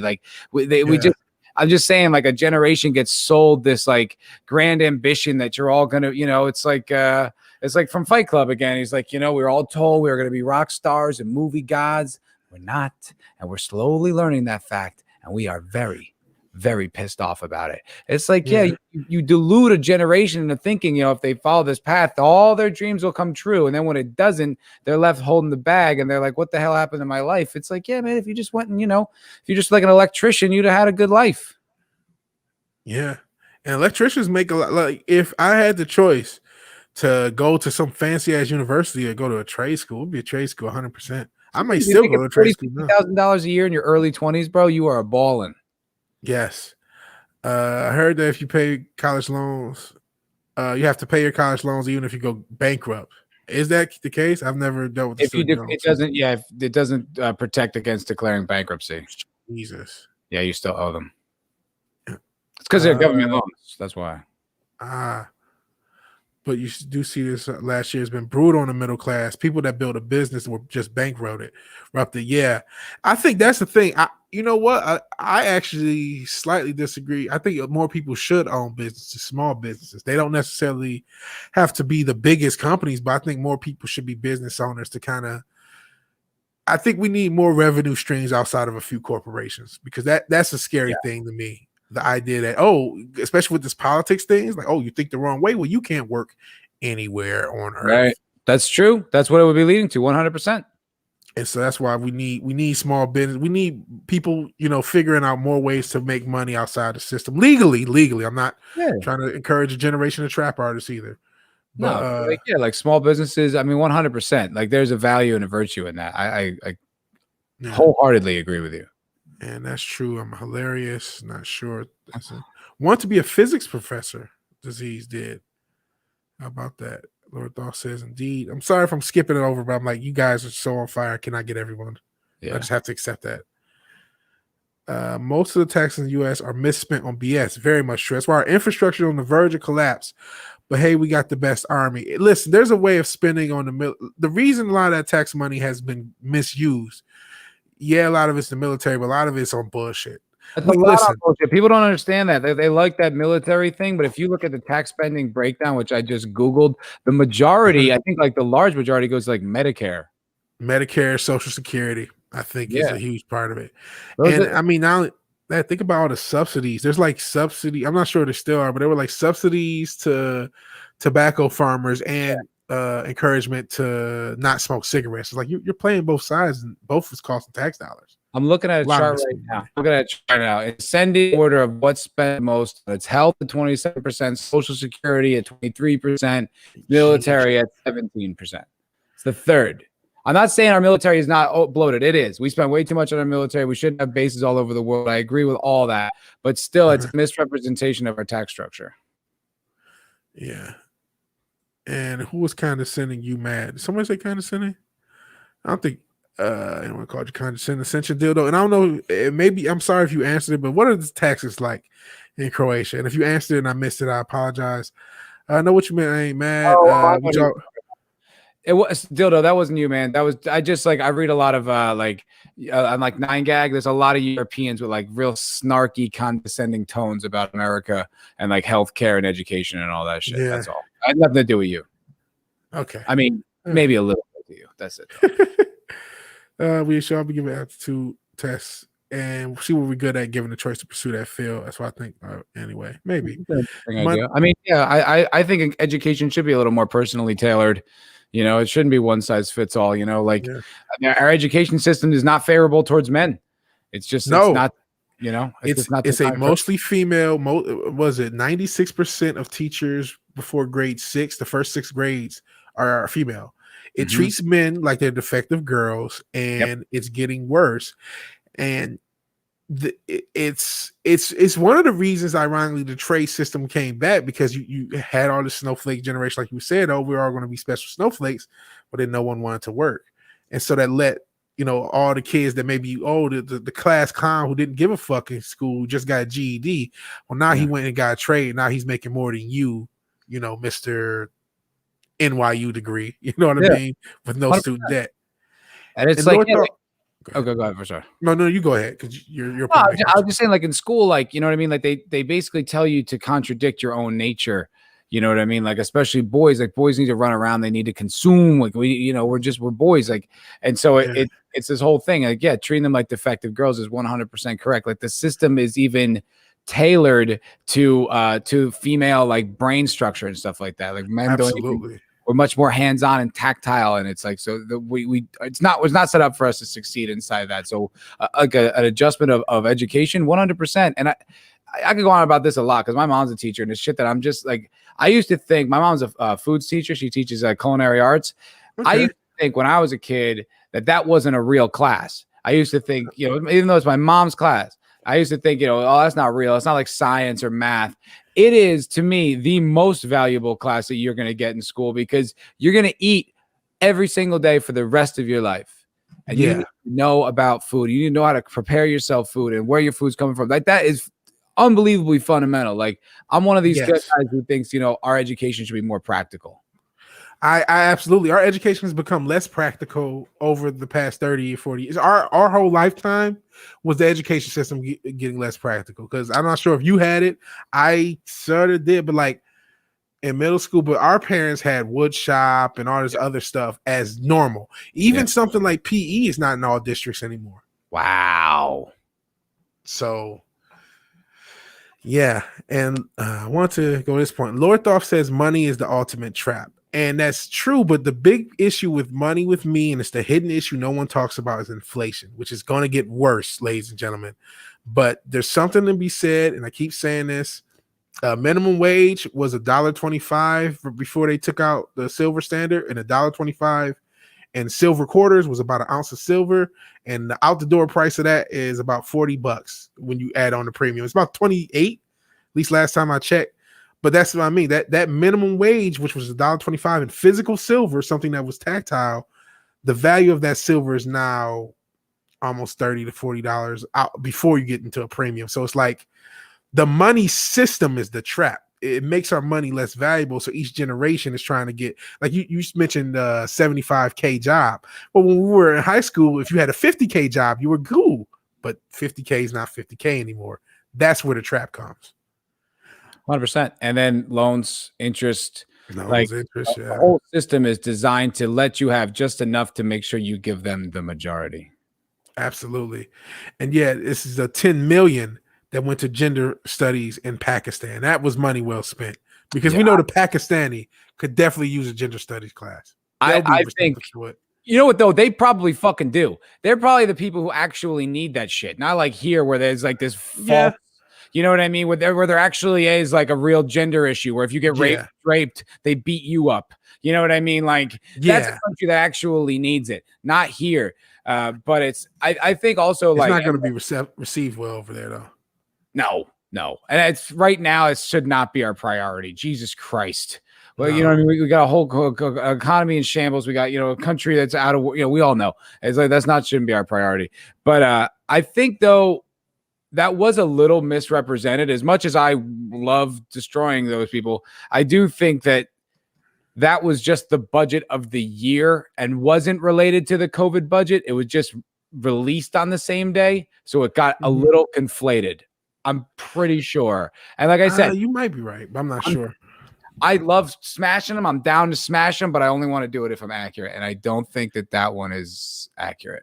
Okay. Maybe the chat help us out. Was that something that was just a part of the wacky budget and it wasn't a part of the COVID thing, or was that part of COVID? Let us know. I thought it might have been part of the actual bill, but we will see. Yeah, I'd like to know. I'd love to know the truth on that, for real. Yeah, I love food. Wish it was a required course in high school. Yeah, when you have the obesity rate and you see my fat ass when I'm on camera, I think, no, seriously. And honestly, you know what? There was a point, because I've been fat most of my life, but I've had periods of being in good shape and caring about my health and caring what I eat. And the more I cook myself, the better it was. And as people say, if you eat your own cooking, then you can cook. So as long as you can eat it, doesn't matter. I mean, if you live alone, if you have family eating. I know people that don't know how to cook. Like they don't know what they're doing. They're adults and they just don't cook ever. I'm like, how do you survive? How? Yeah. Inflation, buy your crypto. Yeah, buy crypto, gold, and silver. You have to. Yep. That's the only way you can hit. Buy all three. Some people try to pick. I have no, like, if you can get all three, both crypto or all, crypto, gold, and silver, different cryptos, please do, because that's the only way you can hedge yourself against this inflation that's coming up. And it's happening around. It's happening. Replace geometry with personal finance.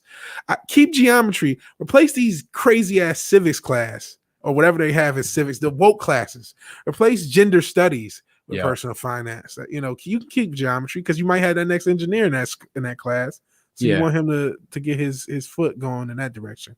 I always felt like the trouble with education was testing. Like I always felt that like putting all this pressure on kids, like, and all like this success outcome, I don't think it really helps anybody. I think basically it ultimately creates a negative like response with learning, like a negative engagement. Yeah. It's like, I think it's important to, introduce a lot of ideas to kids. You should introduce all of them. But like, I think it's, if it's like something you specialize in or you're good in, then maybe you can start testing them. But I just think if you're just introducing ideas and the fundamental reasons, like why, like that's the thing. It's like, they don't explain themselves. Like they don't offer a reason why you should know this. Like they're just like, you have to do this. And if you don't, you fail. And I hope you enjoy that much stress at 9. You know what I mean? It's like, it's just a weird structure. And it's like, and it also like, it's the type of shit that you just, as soon as you're done, you just push it all out of your head. Absolutely. Like you can't probably recall tests that you aced in high school, information from tests that you aced, because it's like, after I'm done, I'm done. Disease says that it was in the 4,000 page bill that was put forth with. I see that. I did see that. So, so it was actually in the bill. So, good. Then fuck them. Yeah, that's ridiculous. That's exactly the problem with this fucking country and the hegemony of this social left is that type of shit. Yeah. And that bill had a lot of bullshit, and I remember that's why I thought it was a part of it. But I remember talking about it was just some stuff that I was like, "What the fuck is this?" Yeah, and even the stuff that went to the PPP loans, a lot of that just went to major corporations who were able to grift the system. 100%, and apparently there was a lot of fraud. Absolutely, even I don't know if he's recalled or what's happening, but Newsom. He was involved with some of that shit too. I'm not shocked. Yeah, I'm not shocked at all. Yeah. So Sencha Dildo says in Croatia, our taxes are deducted automatically from salaries, which is right here. And it could go anywhere from 25 to 35%, pretty high, but we do get bang for a buck. And Croatia does have a military, don't they? Or do they? Yeah. Elvis is a general. It was a general in it, remember? Yeah. Oh, wait. Oh, yeah, that's right. Yeah, do you know? Well, he used to hang out in the Expanse stream, so you don't really know Elvis that much. But I've seen him in your streams. I've seen Elvis Ibrahimovic. I've seen him. I think he's even may have lurked on here. I haven't seen him in a while. I hope he's okay. I haven't seen him in a long time either. Yeah, I do hope he's okay. But what he said, but dude, like 25 to 35%, that's about what we pay. That's not that crazy. Yeah.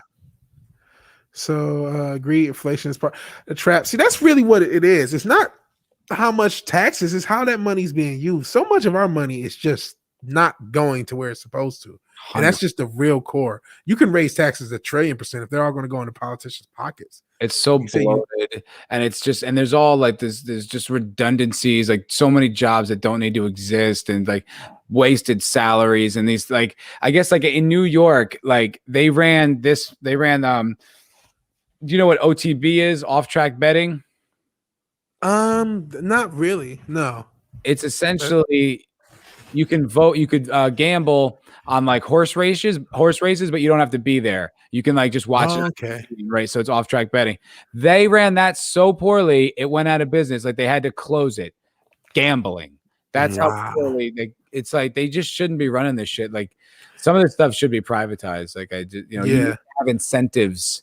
Otherwise, it's just wasted money. It's just like an endless cycle of money that's never going to stop because it's illegal to not pay it. Yeah. And you know damn well that you said dang well, 10 mil went in some senator's pocket, or some senator or some lobbyist. Kids should take a class on return on investment and interest before agreeing to student loans. 100,000%. I mean, education about loans and the way that the banking system works should be like completely fundamental, but there's a reason it's not. Yeah, there should be. It should be like, balancing a budget and understanding like taxes and like how much money, like things cost. Like you should get all that. It should make sense to you. So yeah, Sencha Dildo says, unlike the commies in Scandinavia, and to be fair to the Scandinavians, they don't consider themselves commies. We have both private and public education and healthcare, so there's a choice. So maybe Croatia is the new free world. We're just doing it wrong. I don't know much about Croatia at all, other than they snarky ass motherfuckers from there. They're trying to sneak that 15-hour minimum wage into the latest virus relief bill. That's only going to kill the entire Midwest. All that does is just destroy small business. Yep, just destroy the entire Midwest. Will not be able to hire anyone. Yep. And yes, they do have an army, and there's a sales tax included in the price. I don't know how much it is. Because of it, I think it's pretty high. Other countries, because I went to Australia once, they have the sales tax included into the price you see. So if you see something for $5, it's $5. It's not like, $5 plus tax. It's like, no, it's really $4 plus tax or whatever it is, and we rounded it up to $5. I don't know why we don't do the same thing. It's probably a legal thing. It's probably like illegal to do that. Like I think here that it's a business thing. Yeah, maybe. I don't know. I'm just speculating. Maybe. I'm not sure. I don't know about Australian laws. I just remember that there. And multiple cities in California are getting hero pay for groceries employees, and now Ralph is going to close 2 stores, and almost 300 employees will lose their job. Jesus. Really? I didn't hear that. Wow, that sucks. That's a powerhouse supermarket, man. I can't believe it. Oh, that's crazy. It's so expensive to hire people. Like I deal with a dude, they got my employer, he's a small business owner. Is like what he pays us, he essentially, if he's paying us 15, he's paying us 30 because of all the taxes and shit that he needs to pay on the other side. It's crazy. And they want to raise that. It's like, you're going to kill small businesses. Yeah. And wouldn't it be nice if you had less tax? This is why people, I say I'm a libertarian on that space. Why people say less taxes. If you had less taxes, more of that other side could be either used for the business or for the worker. Either way, it would benefit overall. And that's why the cost of living is so much less in red states, because there's less taxes. Yeah, that's how it works. And yeah, just another red shirt's hit on it. Eastern Europe, of all places, has become one of the most free areas of the West, which is crazy. That's pretty crazy. No, they're not commies, just like fucking with them. Yeah, they're not. They're not. I get it. Hail Ogre Squasher. Hail Ogre Squasher. He's a newer guy, and I appreciate him here. It's fun to call people commies, though. I get a kick out of that. Yeah, me too. It's fun. Just another red shirt to get something to eat. It's okay. Eat. Buy red shirt. Have a minimum wage, but it's low, so it's not a problem for employers. Yeah, the lower your minimum wage is, the more people can be employed. It's pretty simple. I get that, lower cost jobs, obviously you can't get a living wage off of it, but you can get something started. Yeah, I mean, it's tough here because like what ended up happening with our service economy is that then there's really nowhere else to go. So you're just stuck in a minimum wage life. It's like well, that's an economy problem. You know what I mean? Like, it's like we can't just destroy all businesses. You know what I mean? In the sake of that, we need to encourage tax incentives for other types of businesses to start here. I think. I realize this is about the extent of my knowledge on this. Yeah, it's all right. It's cool. It's been a cool stream. But yeah, gazillionaire. And I believe you're right. That is the point, to kill small businesses. So we have to work for the giant corporations. All the small businesses are gone, guys. You have to go through the 100,000 indoctrination system, learn from a cokehead why coke is good and why you're bad if you're white and why you're nothing if you're not white. And then you got to go to the corporation where you can get that taught to you again. And it's okay to, be less white if you work for this corporation and that corporation. Robert, who will accept being ignored by VW. You're not ignored. I love you, man. The older I get, I'll take more low wage for bennies than a higher wage. And that's, what? That's the thing. Different people are in different spaces, so they're going to want different things. I just wish it wasn't like this requirement. You know what I mean? To where, think about this. What if you had it where you had a full wage? Let's say you use the example, instead of 15, they're really paying 30. So let's say they had a system, and this is more idealism that will never happen. But okay, you're starting off at $30 an hour, but you have no benefits. But the more benefits, depending on what suits you add, the more that gets taken out of that hourly wage. Is that something you would do? Is that something you will accept? Like being ignored by me, which I'm not ignoring you. I love you, man. There's a lot of people in the chat. Yeah, I think there's more than one solution. You know what I mean? Like, yes. There's also like profit sharing models too that like kind of incentivize like people to work, like where you don't get more of a wage, but you get more of you get a slice of the profit. So then it incentivizes you to work harder and like contribute to the business, because then you have something invested in the outcome.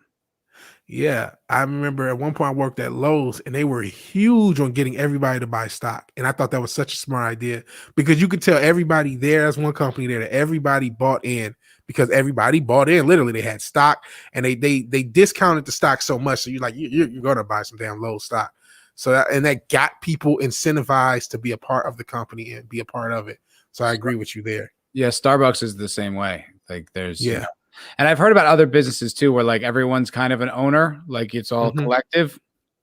Yeah. I mean, I don't know enough about economics and stuff like that to say that's what we should do, but I just think neither do the people writing these minimum wage bills. No, they don't know anything. They're just trying to get votes. That's all they're doing. Yeah. Ogre Squasher, you missed the time. We were talking about Patrice O'Neal's documentary, Killing is Easy. We're talking about the vegan teacher, which she looks crazy. We're talking about casual heroin users who are the chairs of major university psych programs. Do you want to get back into that story? Do you actually want to? Because we didn't read it. Yeah, because we really didn't. No. Yeah, you know what, chat? Publix. I love Publix. Apparently they do it. Chat, I love you guys. I don't want to ignore you. I don't want you guys to accept being ignored, but I do want to get into this because we've gone almost 3 hours. I want to get into this before we get out of here. So yeah, this is something I covered yesterday, but it still bears repeating. Columbia University professor admitted heroin user says legalization of drugs is fundamental right. Wow. What a fucking ridiculous statement. I mean, maybe that's taken out of context. Let's hear what he's got to say. Okay, but no, some of the stuff he says, does this article have all? I mean, it's Fox News. You know, they definitely sensationalized. Yeah, you know what? There was I'm gonna try to look for another article since I went off camera. There was a New York Post article that I read, and it had a lot of his quotes in there, and it was just like, what the fuck? He looks insufferable. Like that guy just looks like such a smug, like just professor guy who's got all the answers, you know. He looks definitely looks that way. Yeah. He definitely I hate him. Like I really do. Carl Hart. Carl Hart. Yeah, okay, I got the wrong name. Can't find him. All righty, here we go. Like I hate that look he has of like, you know, sophisticated dreadlocks, like really like well manicured, clean looking. It's like, yeah. Pick one or the other. And then he does heroin. So this is the one I said it has that same clean guy, and then he has the smug, smarter. You know, this guy next to him is also very smart. They're both smarter than you. That's why they're smart. That's why they're casual and better than you. Yeah, they're better than you. Mm-hmm. Oh yeah, we were talking about the big booty vegan. You missed that as well. Oh yeah. So yeah, you missed the big booty vegan. Yeah. Ogre Squasher. Sorry about that. So Carl Hart is a Columbia University professor of psychology and neuroscience. He chairs, remember, that means the head of the psych department, and has a fondness for heroin, not only as a subject of scholarly pursuit, but as a substance for his personal use. At 54, the married father of 3 has snorted a small amount of heroin for as many as 10 days in a row and enjoyed it mightily, even as he recalls in his new book, The Drug Use for Grown-Ups, Chasing Liberty in the Land of Fear.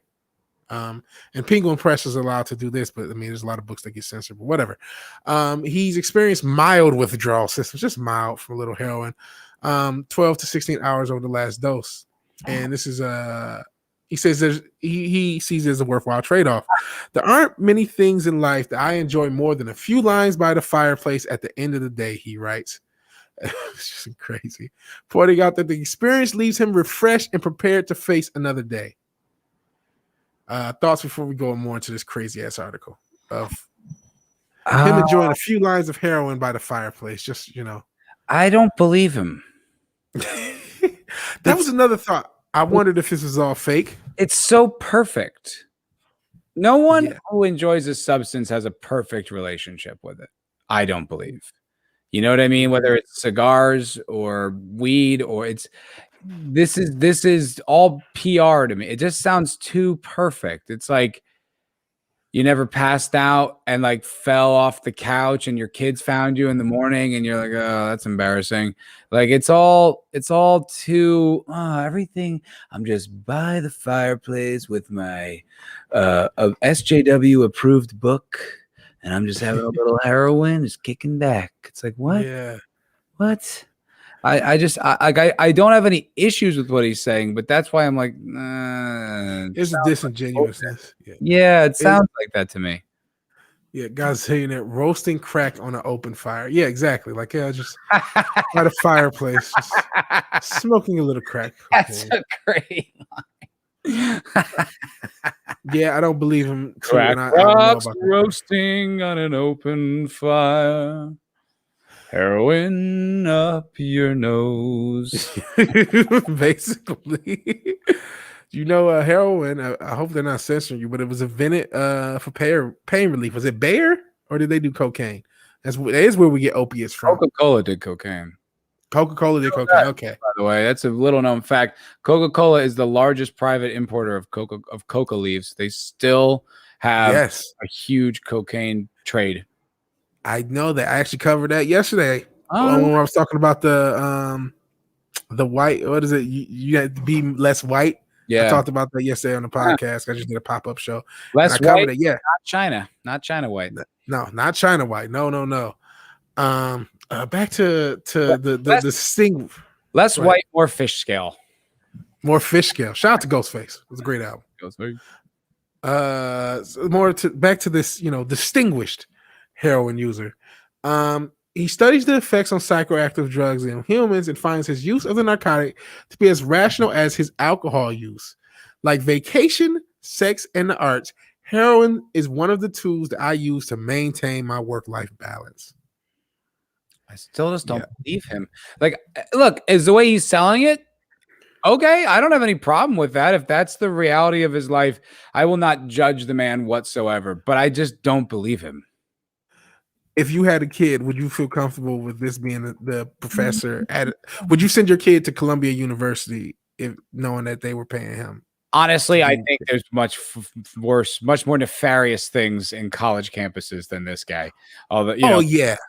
I wouldn't want. I'm like hesitant to the idea of raising a kid going to high school nowadays. Like the way when you hear about what Gary's kids going through, you know what I mean? Like all that shit. Like you have to write a paper on your white privilege. I would pull my kid out of school that day. That'd be the last day he goes there.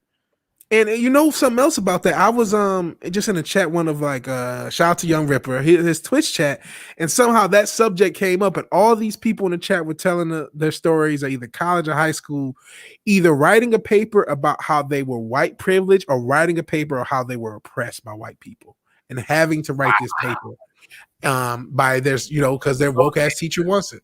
That's so dangerous, man. Very dangerous. And like, see, that's the problem with what they do is like they always assume that the outcome will be the one that they want. It's like, how do you know that outcome that won't create more racism? Yeah, and I know that it will because that's all it's been doing. I mean, that's the end goal. But even like, they're kids, right? So maybe they're just getting more angry at this shit. Like, they're not like being indoctrinated. They're more maybe now like kids that would have been reasonable are now going to straight up racism because it's like they hate all this bullshit. Yeah, you're right. I'm sure the past year made more people racist than any year in recent history. I would agree with that. There's no way it couldn't. When you see the world through that lens, I mean, that's the only conclusion at the end. Like that's how it goes. When you don't see individuals and you only see people in their groups, eventually the generalizations become negative, and then that's what racism is, and that's where it goes. It's like inevitable. Yeah, and Godzillionaire brings up a great point. What if you're multiracial and half white? Do you write a paper about how you oppress yourself? Seriously, that's bullshit. And hey, I've told this story once. I have somebody in my ancestry who was an Irish dude who came over to this country in the early 1900s, married a black woman, and it was not cool to do that back then, and he still fucking did it. So like, you can't just have this great big like, all white people throughout history have just been terrible to black people the whole time. It's like, no, shit narrative. People have been terrible to people throughout all time. I'm so sick of hearing about this shit. Like it's just the most. It's such a poor, like revisionist history. It's like the whole thing with slavery. It's like it's horrible. It's like one of the worst things that's ever happened. But I want to let you know something. It was a slave trade.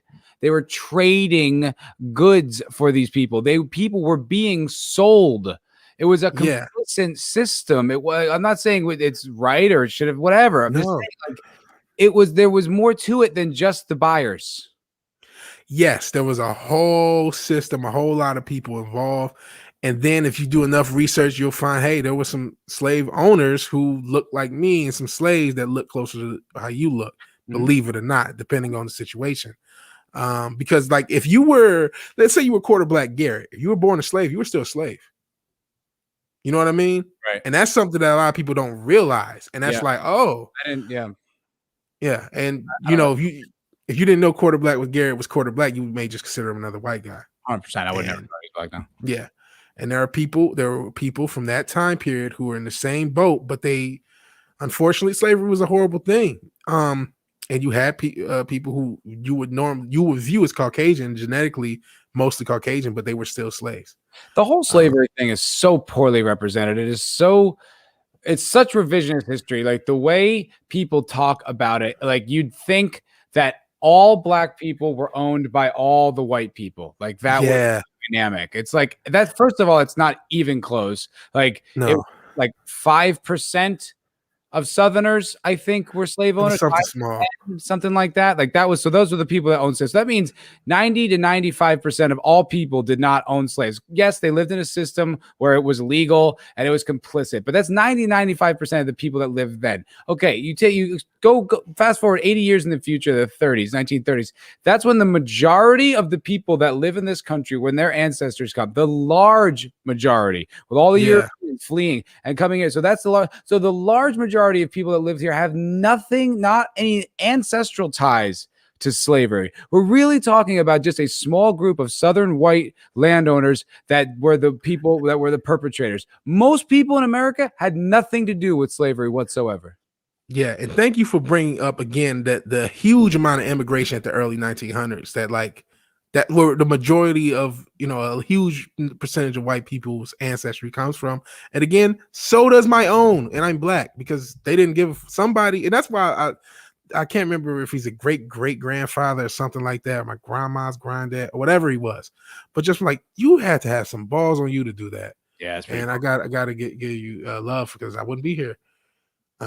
And yeah, are we supposed to forget the East African Arab slave trade and serfdom that was present until the late 1900s in Europe? Yeah, there's been slavery has been a horrible thing of the human condition. Yeah, Gazillionaire says you think America created slavery. We obviously didn't. Yeah. And yes, there were black slave owners. He says New Orleans and corrects himself. Louisiana is probably more accurate. I've heard that. Apparently, I've heard that too. Yeah, I've heard that too. Yeah, there were black slave owners. And because there was a lot of free blacks in Louisiana who never, ever, ever, ever were slaves ever at all. Never. They came over from France, I believe. Not a historian. Don't yell at me if I say something wrong. Yeah. But yeah, and none of this is to diminish like the struggle of Black Americans in this country. Like I know it's a disclaimer I have to say, but I mean it. And it's like it. I'm not without empathy and I'm not without respect, but it riles people up in such a way, the way it's talked about. It makes it sound like if we could go back to owning black people, we would. Like that's how they make it seem. And it's like, it's so not that. Back on camera to show my main man, Thomas Sowell, Intellectuals and Race. So what Thomas Sowell's research will tell you, in the 1950s, and I keep going back to this, is after slavery.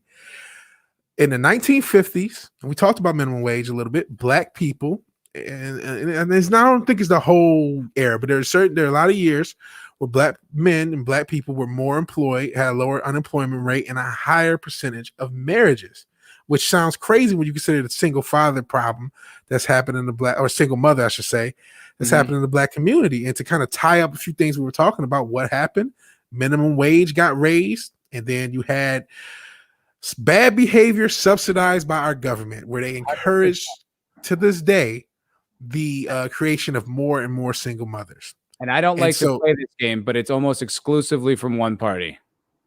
Absolutely, it is, and it is absolutely, and it's funny. All they want is more government intervention. That's why I got the Thomas Sowell book. You should check it out. It tells you a lot about that stuff, and also in the Intellectuals, it tells you about how these people think, because there is that savior God complex that these people are the smartest people on earth, and they're going to set everything right. And it's like, you guys are the ones who cause a lot of these issues. You're the one who encouraged a lot of feminism in the damn black community. I keep saying this, that the feminists have been mad at the black man ever since Gloria Steinem got pumped and dumped by Jim Brown. And that's a joke, but it's true. That's and funny.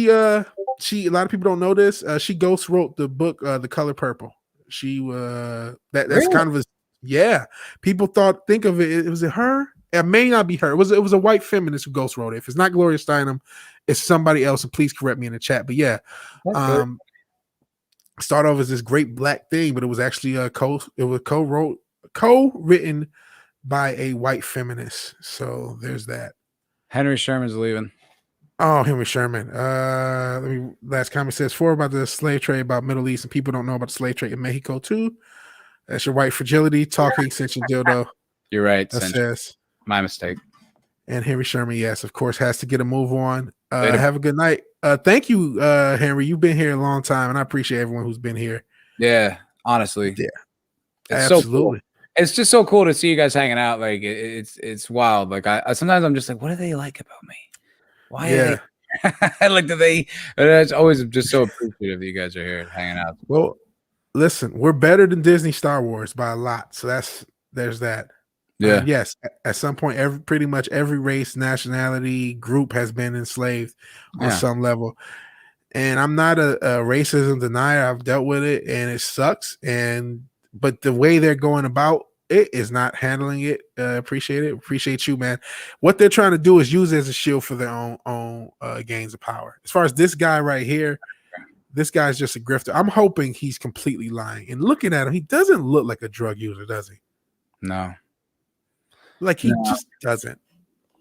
There's just something too perfect about his depiction. Like, I don't know anyone who drinks that has a perfect relationship with alcohol. I don't know anyone who does. I mean, unless you do it so casually, it's not about buzz, it's like you just have wine with dinner like once a month or whatever. But like this guy says he does it like it's just like a routine for him. He's done 10 days in a row. He's done heroin. And he's a mild. I'm just like, I just don't believe you. I've never heard anyone describe it like this. And it's like, so even if maybe you're not lying and it is like 100% true, you might be the anomaly here, dude. Yeah, and it's not enough. And there's more evidence. I thought he was lying because he talks about more shit that he does. Because this doesn't just stop at heroin. Oh no. Okay. Oh no. Let's skim through some of it. It's okay. If you're going, he says, by his logic, people are going to indulge. They should try to do it safely. So this is his little disclaimer.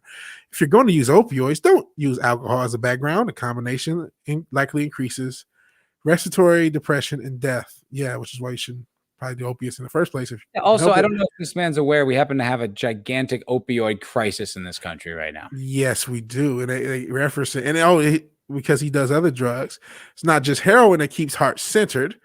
The professor is a fan of the effects brought in by MDMA, better known as Molly or ecstasy, and methamphetamine. This is where you're like, okay, this is full of shit. A drug that has caused the most overdose deaths in nearly half of the U.S. So not only is he on a casual heroin user, he's a casual Molly and meth head as well. I will say I am a casual Molly user myself, and I happen to love that drug. I think it's nothing but benevolence and kindness. It's a really beautiful thing to do. It does have consequences like everything else, but it's one of those drugs to me that I never felt compelled to do like every month or every weekend. It was just something I would do once a year, maybe, and it was a lot of fun. So I don't have a problem with the Molly part of it myself. I see. Dave Chappelle meme. Anyone got any more of that casual crack? Well, if we can get that damn vegan model bag, maybe we get some more crack, some casual crack. But I don't think it's the same crack. Okay, I'm not. I'll never mess the plant. And I'm sorry about the little buzzes that are going off. I think it's my Discord. Okay. I wasn't sure if that was me or you. Yeah. Yeah, I'm like, I think that's me, and I'll just get to it after. And so, like, I'm not a Molly guy. I'm never really the plant is enough for me. I'm not gonna be, but it's each their own. Yeah, that's why I don't judge what he's doing. I don't, and I really don't think it helps to judge it, because I think a lot of people used to judge marijuana, and I think most people can handle marijuana. You know what I mean? Like, most people I know that smoke are not. They don't have problems, as far as I can tell.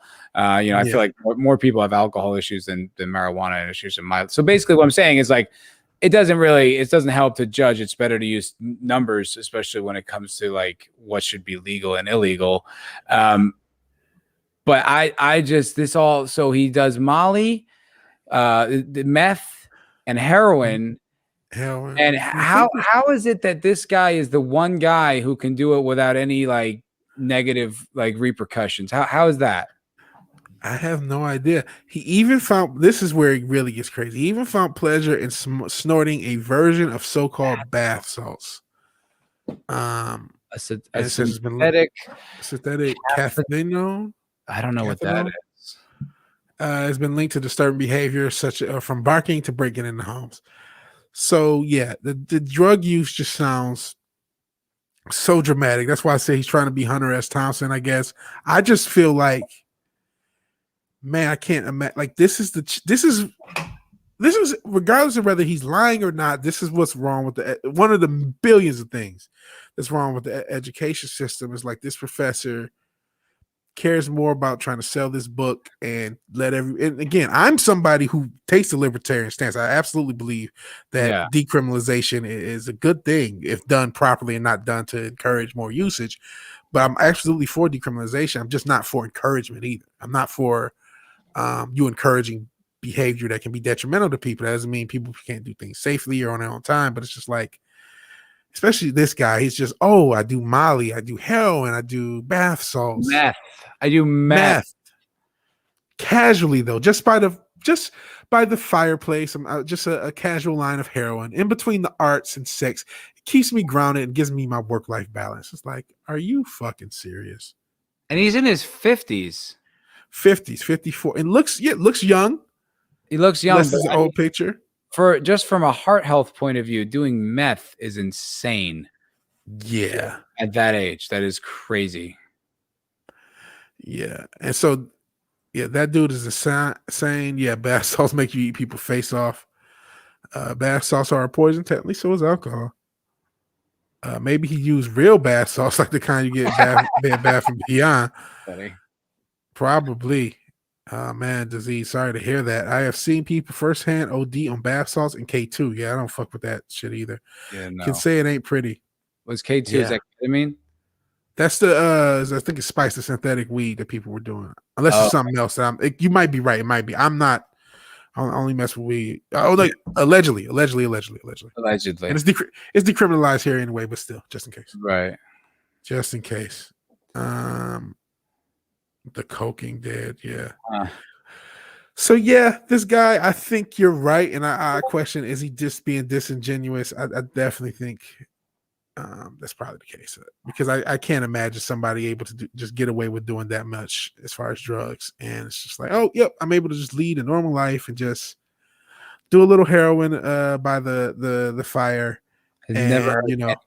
I've never come across anyone in my life, never heard about anyone who's ever done this. This guy's an anomaly. Honestly, I think this guy is just justifying his unhealthy drug habits by acting as if, oh, I've got it all figured out. Yeah, probably. And like I said, you know what? If you want to be Hunter S. Thompson to sell your book and just be like, you know what, I'm just a guy who does a bunch of drugs and just high out of my mind and writing and, you know, intellectual. Okay, you know, that's cool. Mm-hmm. I just don't think you should be the chair of a major university. That's a good point. You can be. Yeah, no, that's a good point. Yeah. If you're going to do that, then you shouldn't publicize it. You shouldn't broadcast it. No, or if you want that to be the counterculture guy, that's fine. You know, you're free to broadcast it, but you're just not. Ain't no such thing as halfway crooks. You can't be a heroin user and the chair of a profession of a major university psych department. I'm funny that way. I don't want heroin users being, especially when you talk about Columbia University, a university that's probably going to write the book on psychology. No, right. I don't want the chair to be on heroin. Quick. Go ahead. Oh, so I would prefer that he's a total square. I would as well. Yeah. Real quick, you guys are awesome. I guess the bots, I have to show you the set of the bots because people are, I got another donation from Ogre Squasher. I wish he would have said something before he left. I need to probably add a message to say something before you left because I'm not going to see it otherwise. Thank you. It was just a donation. He donated $10. I appreciate all of you guys donating. Is this the thing that, like, because I've seen some streams. I follow this guy, TKS Mantis, on YouTube. He's a Fallout guy. He's a huge fan of the Fallout franchise. And when people give him a super chat, some little thing dances on the screen and there's like a little GIF. Is that? I don't know how to do that. Okay, I wasn't sure if that's like through Stream Elements. So, because I saw Gary had a thing. Yeah. Right. So, is that something that goes too? Maybe Stream Elements? It's like you can. I don't know, crossover. I don't know. I honestly have no idea. Don't know either. I have no earthly idea. And Hell 101. Ogre Squash. Oh, Ogre Squash. This is Ogre Squash. Got a bell. Hopefully you did see that I caught your super or your donation. And yeah, he's talking about the synthetic weed. And yes, the effects mild. I've never mildly. Yeah. Oh, Godzillionaire says I think you need Stream Elements Pro for that. Stream Elements Pro. Okay. VW use just a bigot. Let him do his drugs with students. For fuck's sake. Listen, if he again, free country libertarian. If he wants to that be 54 fucking 19-year-old heroin, okay, man, live your life. Just don't want you to be the chair of a major university. And hey, you're free to. I would say, okay, that doesn't mean I have to fucking like it either. Yeah. That's that thing people forget. It's, it's just like, okay, cool. No, I think you should have the right to do it. And additionally, I should have the right to say that's ridiculous. Yeah. And I would, do you have if it was up to me, I wouldn't have that choice. I would not do you have to be monetized first? I'm sorry to cut you off. I get I'm that just babbling anyway. No, I need to shut the fuck up. I really do. I'm a little antsy. I've been really just going. I'm like, I need to shut up. Do you have to be monetized first? Now, for the stream elements, you do not have to be monetized. I just have I'm using Streamlabs, and I'm probably doing this, Boomer, because I think you can donate through Stream Elements as well. But I'm using Streamlabs to do the donation and then Stream Elements to do the bots. Oh, and I have no idea. Like this is just me. There's no producer. Hey, no nothing. I made it to 450. Yeah. Hey. Yeah. Thanks, guys. Thank you for the subskis. And I thought that Red Shirt just put that. And thank you. Thanks, Red Shirt. Thanks for the subs, guys. All right. Yeah. If you haven't subbed to Matt already, I don't know what you're doing with your life. Please give my man a sub. It's good that he's at 450. Let's see if we can get him higher, man. We're all trying to grow. Additionally, it's very crucial to sub to me if you like this show, because we go week to week. 1 week Vidge's channel, the next mine, so on and so forth. Yeah, so next week we will be on Matt's channel to have all this fun all over again. So yeah, please sub to Matt. Yeah, same bad time. Same bad time. Yeah. 451. Is that fair? How is it 451? I don't know. Oh, maybe because I just got a sub. Maybe Rob just subbed. Oh, maybe. Yeah, maybe Robert did just sub. Yeah, okay.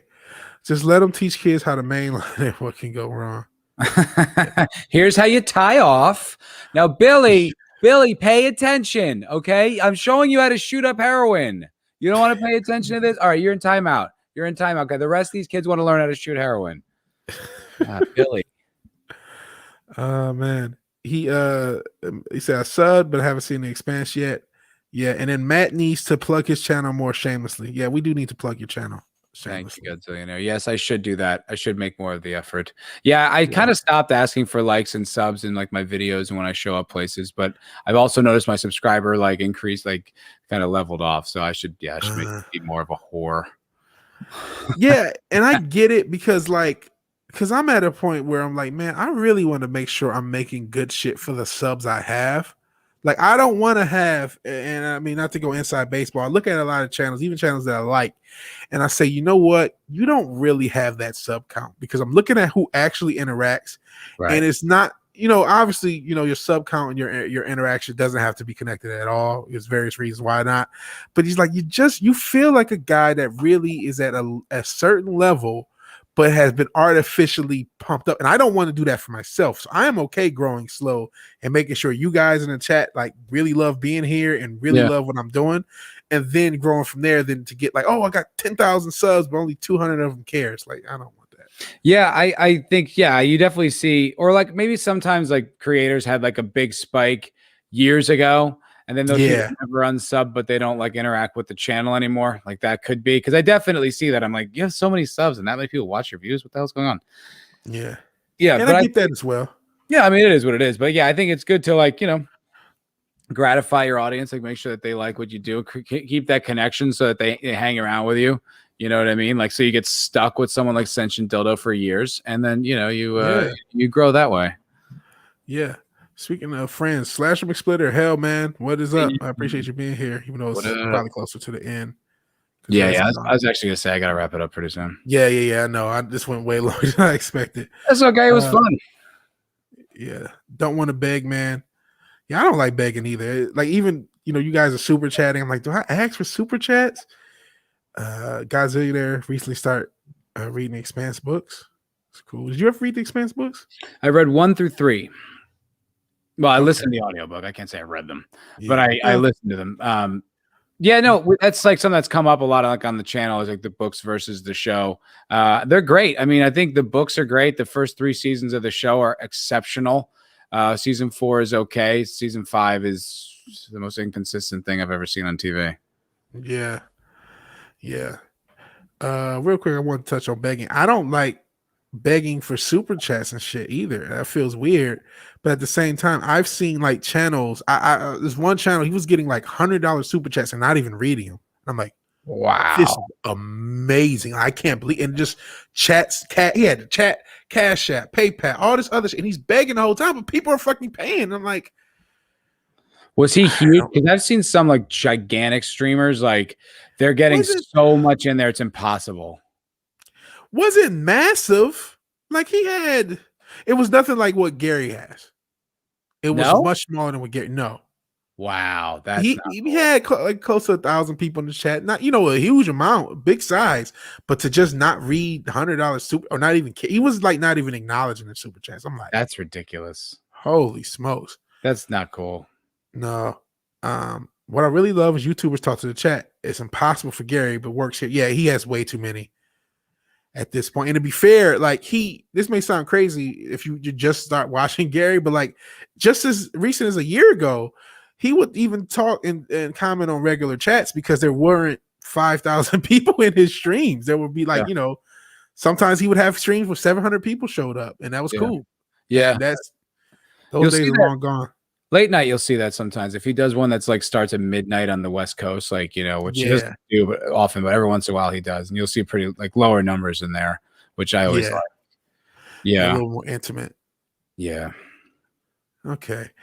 You know what? There's a few more chats, but if you want to get out of here, we can just go ahead and wrap up the show. Because as much as I love you guys chat forever. So every time I catch up, there'll be more. Yeah, I love you guys. This is really cool. No, I had a blast, man. This was really fun. This was really interesting. I think it's like we were saying before. Like it's thank you for hanging out, listening. Like I think Rob said it was he likes that. The YouTubers like who engage with the chat. I'll tell you what, man, like it makes this a lot easier to have a chat talk to, you know what I mean? And like, so I get as much out of it as you guys. It's fun to, interact with you. And a lot of you guys are hilarious.